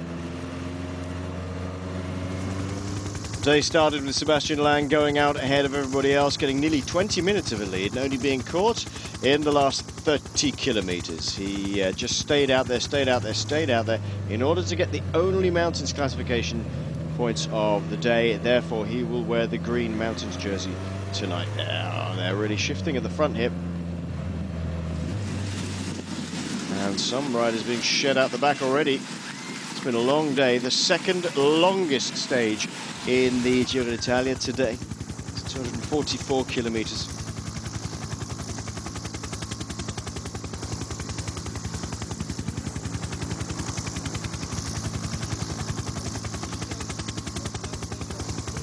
The gap is 16 seconds. But I've got a feeling it might be a little bit more than that at the moment. It's looking as if they could have been pulled out of 20 seconds or more from the aerial shot. Sometimes the ticker, the live ticker on the top, is a little bit behind it. Now, if you don't want to know the result of the 4 days of Dunkirk, cover your ears. I will give you 5 seconds to do so. Last stage was won by Kittel, the Skill Shimano rider. He's been going really well, actually, Marcel Kittel. 4 stages. Four stages. He won the first 3. The overall goes to Thomas Vogler of Europcar, who won yesterday's stage. A mighty attack. He attacked twice and shed everybody else. Super Mario himself. You do know there's an open invitation to the Eurosport commentators to go over and stay at Lucca and ride the bikes. I haven't taken it up yet. He looks too fit, doesn't he? He's a bit too fit, unfortunately. He still rides every day. Just look at the speed of the bunch at the moment, and we've got Garmin Cervelo at the front and the back, bookending this bunch at the moment. They know the pressure's on. 13.2 kilometres to go to the finish. 11 seconds it is. They put the whole team up to the front now. HTC Columbus still sitting back, doing the right thing. They put 2 riders at the front, but yeah, it's dare I say, it's getting exciting in the last 13 kilometres. Yes, you may dare say it. In fact, we've had 230 kilometres of nothing. Good riding by HTC. Very clever. Just holding back, holding back, holding back. Did a lot of work earlier in the day. It's a moving game of poker all the time, isn't it, Brian? HTC is saying, well, you know, we did a lot earlier today. We brought it back. Hey, guys, if you want to have a go for the win as well, you can do it. We'll put something there to help you. We're not doing all of it. And then the second string sprinters like an Adam Blythe or Borut Bozic, not the 2 big teams going for the win today. They are riding on the coattails of that. They're doing exactly the right thing as well. A lot of teams are sitting back saying, I tell you what, HTC Columbia, you looked good yesterday. Garmin Cervelo didn't have a good team time trial, but they're up today. They're up at the front at the moment. They really want Tyler Farrar to win today. Again, everybody shouting at Rigi and the pink at the back, and this gap's coming down.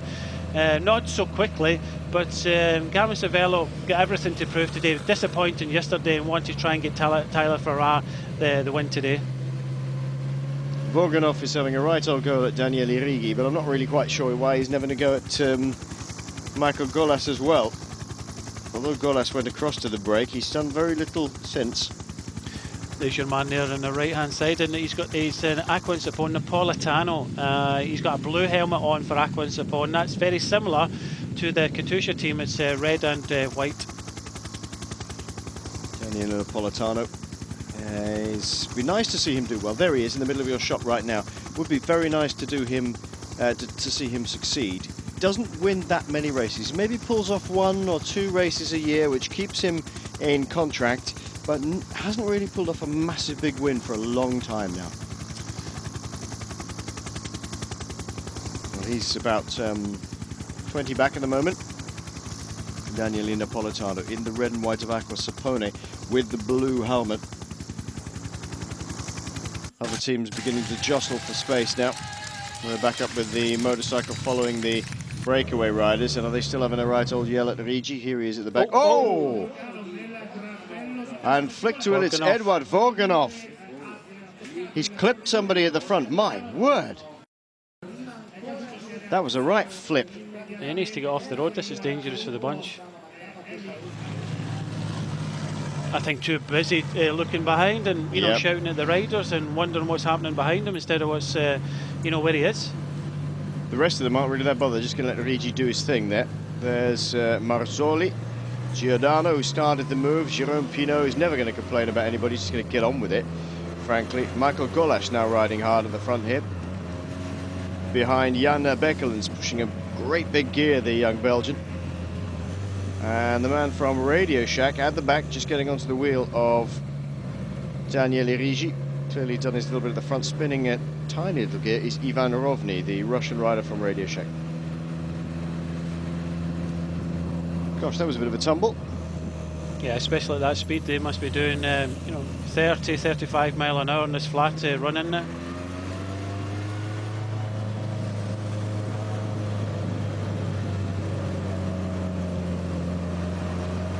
9.9 kilometers to go. We're under 10 to go. The Peloton go under the 10 kilometer to go banner. Just 7 slender seconds separates the breakaway men, the remaining breakaway men, from them. Edvard Voganov's going to be a bit sore tonight, having just been flipped off his bike.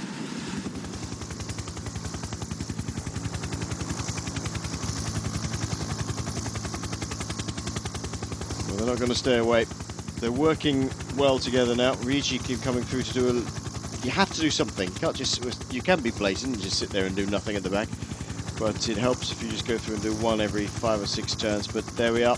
Peloton is upon them. And the work has been done by Garmin Cervelo largely to cut down that gap. A couple of riders in there from HTC Columbia.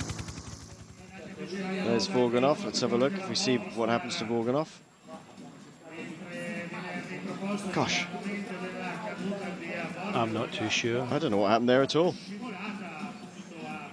The bike certainly flipped up and deposited him on the road quite heavily. I'm amazed he got up. Yeah, that's sometimes when it happens at speed, you can, you know, it's when you go slower. Sometimes you have, you know, breaks and bones. But this group of 7 riders now just about to be caught just after this roundabout. Very noticeable. So Saxo Bank trying to keep Contador out of trouble as well at the front when crashes start to happen, and especially inside the last 10 kilometres. Very important to keep them up in front. Well, brave attempt by Leonardo Giordani to get away, form a little breakaway group. The joker in the pack there was Daniele Rigi. Got across to that group, but of course Alessandro Patacchi wanting to have a go for the sprint today, so he didn't have to ride. Peloton all together then though, with 8 kilometers to go. The question is, will the tempo slacken at all? Or, yeah, well, exactly. Or will HTC Colombia now take over the running of this at the front? Are they just going to wait and keep letting Garmin-Cervelo do the work? There is the possibility, of course, that Garmin-Cervelo will say, hey, look, we've just done the work to cut everything down. Your turn to do a bit now. Or it might be getting a bit too close to the line for that. Yeah, it was Cameron Meyer at the front. They have to keep the pressure on, because if they were to ease off, a few of the other teams would go on the attack again, because everybody's sitting back with HTC up to front with a couple of riders, but more importantly the black jerseys of Garmin-Cervelo thinking of Tyler Farrar. I think it may have eased up in pace just a little bit. Certainly some of the riders who are being tailed off behind beginning to just claw their way back a little bit. Getting 2 distinct groups on the road. Now on the left-hand side is HTC. On the right-hand side there's Lampre. And Garmin-Cervelo on that left-hand side moving up to the front of the spearhead. Now we can see some of the riders from Vacansoleil moving up here as well. Sergei Lagutin, the Uzbek champion, sitting about 3 back at the moment. Lampre have decided to come and do their bit now. Yeah, no, that's Scarponi in fluorescent yellow jersey. They're trying to keep him out of trouble, and that's what you've got in the Giro d'Italia. It's always important until we get to the 3 kilometres to go, of course, and that's why we've got a mix of sprinters and GC contenders, and sometimes that can be a wee bit crazy. Sky with Dario Cioni moving up towards them. Is that Russell Downing just behind him? Maurice Possoni. Radio Shack bringing some of their riders up to the front as well. G2R on the front. Yeah, so Rabon here for HTC at the front there, and he's just, you know, on his last legs, but just behind him you've got a couple of Lampre riders in the pink, and the second one is Scarponi. He won't want to do a turn, so this Lampre rider's left at the front with only Scarponi behind him. He's looking round saying, you know, to keep this tempo up, I want to stay here, but I'm not willing to go through, so he'll be waving some riders through before soon.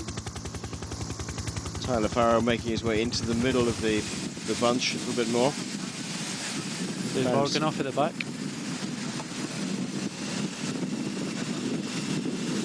Edward fallen off.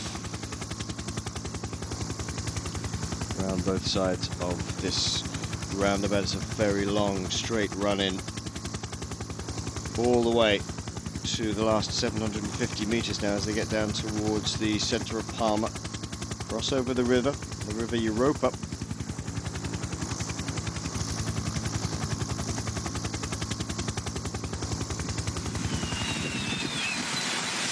There.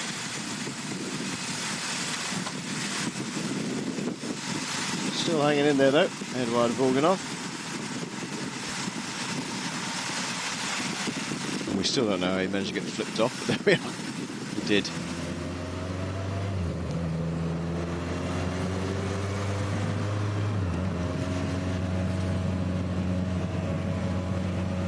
Rabobank moving riders up towards the front, as well as this odd mixture, isn't it, as you were saying, Brian, of riders who want to keep out of trouble and riders who want to tee up for the sprint. Still no real sign of the proper train at the moment from either Garmin-Cervelo or HTC-Highroad. Ooh, that's a bit of a... Oh. That's a bit of a bottleneck, one would say.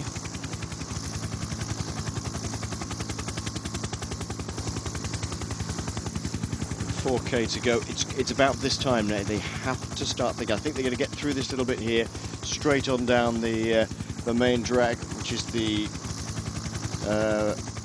well, it's one road that runs into another actually, but there's one big long drag all the way down towards the finish. And now I think we're likely to see those two big teams and any others that want to get into the fray starting to drag things along. Bozic clearly feeling okay. They've been hiding themselves at the moment back on Soleil. Now got two riders on the front pulling along. And we said earlier, don't discount Bozic, because if he's in good shape, he's an aggressive sprinter and he can turn in a really good one. Yeah, he could surprise here today, and that's what Vacansoleil are trying to do. In the pink jersey just behind, you've got Pataki in a good position. We have got a couple of corners coming up. I think after these next couple of corners, it does straighten out a bit, and all the way to this kind of final corner. So, but again, no team. You've got Hondo as the first of the pink jerseys. Pataki sitting there in fourth place in a good position, but no team really taking control at the front. A lot of the Garmin Cervelo and the black are sitting back, but again, it's Vacansoleil at the front trying to control things for their sprinter Bozic. Riders to look out for, apart from Mark Cavendish, who's there in the middle of your shot, just going around the outside of the Omega Pharma Lotto rider. Tyler Farah, he's the main opposition for Mark Cavendish today. Certainly his team have been doing an awful lot of work. Alessandro Pataki, he's been in very good shape coming into the Tour of Turkey. Maybe not quite as fast as Mark Cavendish now, but we just don't know what sort of day he's going to be on today. Belletti, Manuele Belletti of the Colnago CSF squad. Have a good look for him. He's possibly got a turn of speed that was just hiding itself. We haven't seen much of him this year so far. Rabobank's Graham Brown. We had Rabobank up towards the front. I'm not sure how fast Rabobank's Graham Brown is these days, to be honest. You've got Androni coming up with Ferrari as well on the left-hand side in the white and the kind of aqua shorts. And no sign of Aqua and Sapone's Daniele Napolitano at this point. He's in the red and white of Aqua Sapone, but he's got a blue helmet on. Easy to spot in that particular circumstance. Just noted last year's first stage winner Walter Wayland is up there for Leopard Trek. David Miller is sitting in second place, ready to put the power down for Tyler Farrar as soon as we come up to this last corner. Whoa, Farrar almost gets caught out in the little tram lines or little cobbles that he was there. He's getting behind Marello Fischer to try and be led out for this one now. 1.6 kilometers to go. Still, Cavendish needs to get in the right sort of place. He's moving up now. Napolitano, yeah, on the left-hand side. Cavendish won't want to be behind him, for sure. Napolitano in the red and white with the blue helmet is just ahead of Mark Cavendish. The man from Colnago, who was just slipped back a little bit, is Sasha Modolo. Driving along on the front at the moment, it's Garmin Cervelo's David Miller. Head down, typical style. There's Farah just behind the Brazilian national champion as they go through the last of these bends. This is the one everybody had to be careful of. And Garmin Cervelo are really working this one hard for Tyler Farah. Where is Mark Cavendish? Has he been distanced a little bit? I think he's going to have his work cut out. There's still some room to do that. Bozic sitting in. At the moment, Garmin Cervelo playing this one absolutely perfectly at the moment. Hondo coming around the outside for Lampre in the pink and blue with Alessandro Pataki just behind him. There's still time to go. Fischer looks over his shoulder to see where everybody is. There's a lot of switching going on here, one side to another. Now opening up. Hondo looks around him to see where everybody is, moves across to the front. Radio Shack coming through the middle. Oh, now HTC suddenly open up on the right-hand side. Pataki gets in front of Mark Cavendish, who's having to go around the long way. Can Cavendish overhaul Pataki? He's on the right-hand side. No, Ali Jet's going to get it. Alessandro Pataki gets it. Mark Cavendish. And Cavendish is not happy about that at all. Well, it's certainly...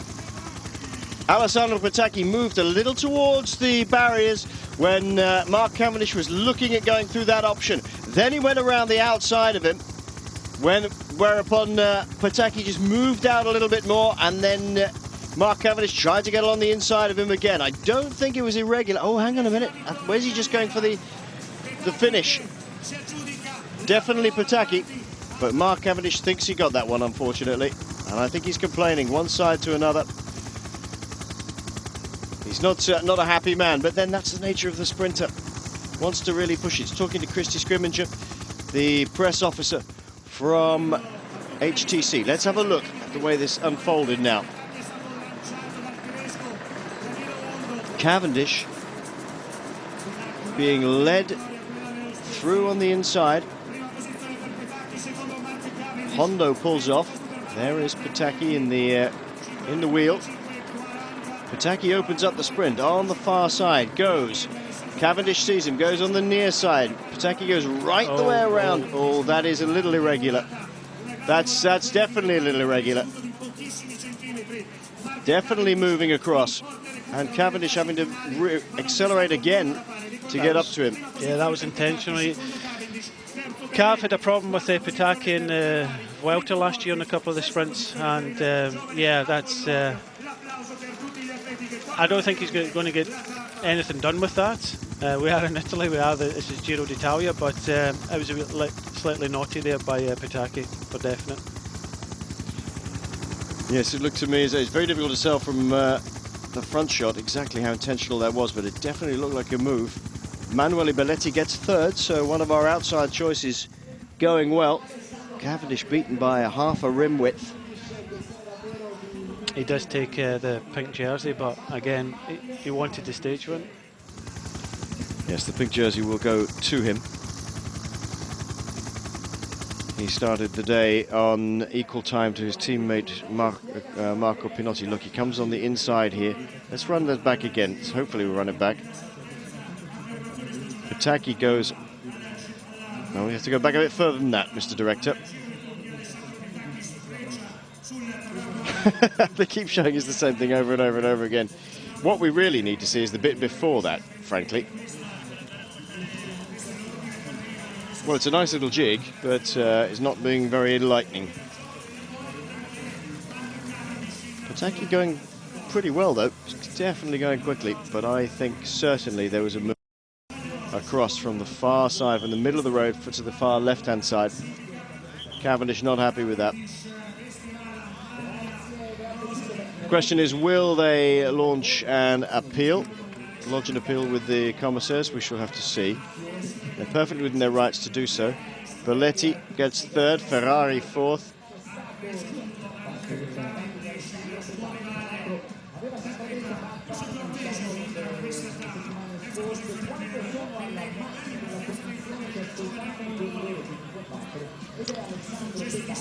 Cavendish immediately got across the line. Turned to confront Alessandro Pataki. Pataki is happy, he wins, looks away. Looks to the right-hand side of the road, looks away from Mark Cavendish's direction when he was doing that.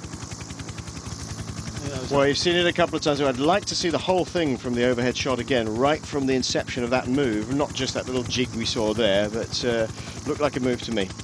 Oh, they were trying to show it, so they must have thought there was something not quite right there. Stage results, Pataki at the moment ahead of Cavendish, Belletti, Ferrari, Bozic and Apollinio.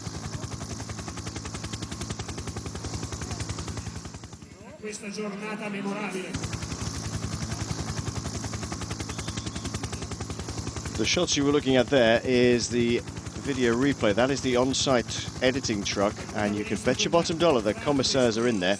That's what they're looking at. Look, Pataki is behind Cavendish. He's third in line in the pink and blue. Cavendish is being led out.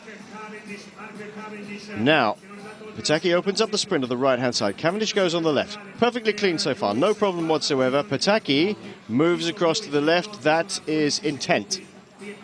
Well, There's no need for that. Roads, yep. No need for that. That's intent. And Cavendish has to check himself and go for it again. It shouldn't take away from the fact that Pataki is obviously going quickly, but this is the Giro d'Italia, though. We'll have to see what the commissaires come up with as an Italian wins the stage. very, very important to the teams to get these ones if they have sprinters, because there are very few sprint stages available in this year's Giro d'Italia, and it's extremely important. Be interesting to see what you think about it. Well, Pataki he went to pretty much the middle of the road, the dotted lines, and he came over to the left, and quite rightly, and he tried to do it just before again. So the bit before the fine, that's what sprinters do, but the bit before is, again, there was a lot of intent there, and it's really up to the commissars now. Interesting to see right the way from the beginning once again. At the moment, though, the provisional results are Alessandro Pataki first, ahead of Mark Cavendish second, and Manuel Belletti third. It's been a funny old day, really. Not a huge amount's happened for most of it until the last 30 kilometres, and then quite an interesting last 30 kilometres, Brian, I thought. Yeah, we said it would get exciting. I think I said that with about 13 kilometres to go. Still being flagged up as Pataki, Cavendish, Belletti, Ferrari, Bozic and Polonio. Just have to make sure that... yeah, if it goes to the commissaires, it won't be done. I don't think it'll be done immediately. There'll be... well, sometimes they're done quite quickly, aren't they? But there'll be a counter protest by Pataki, so...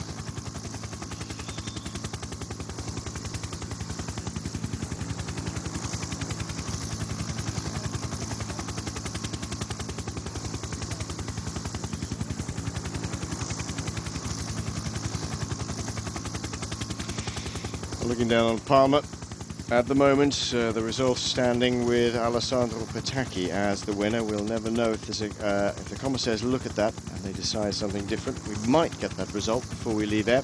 We might not. We might have to bring that to you later. I'll try and post it onto Twitter if I get any news whatsoever. Mark Cavendish takes over the pink jersey ahead of Svitsov and Craig Lewis, both teammates, of course.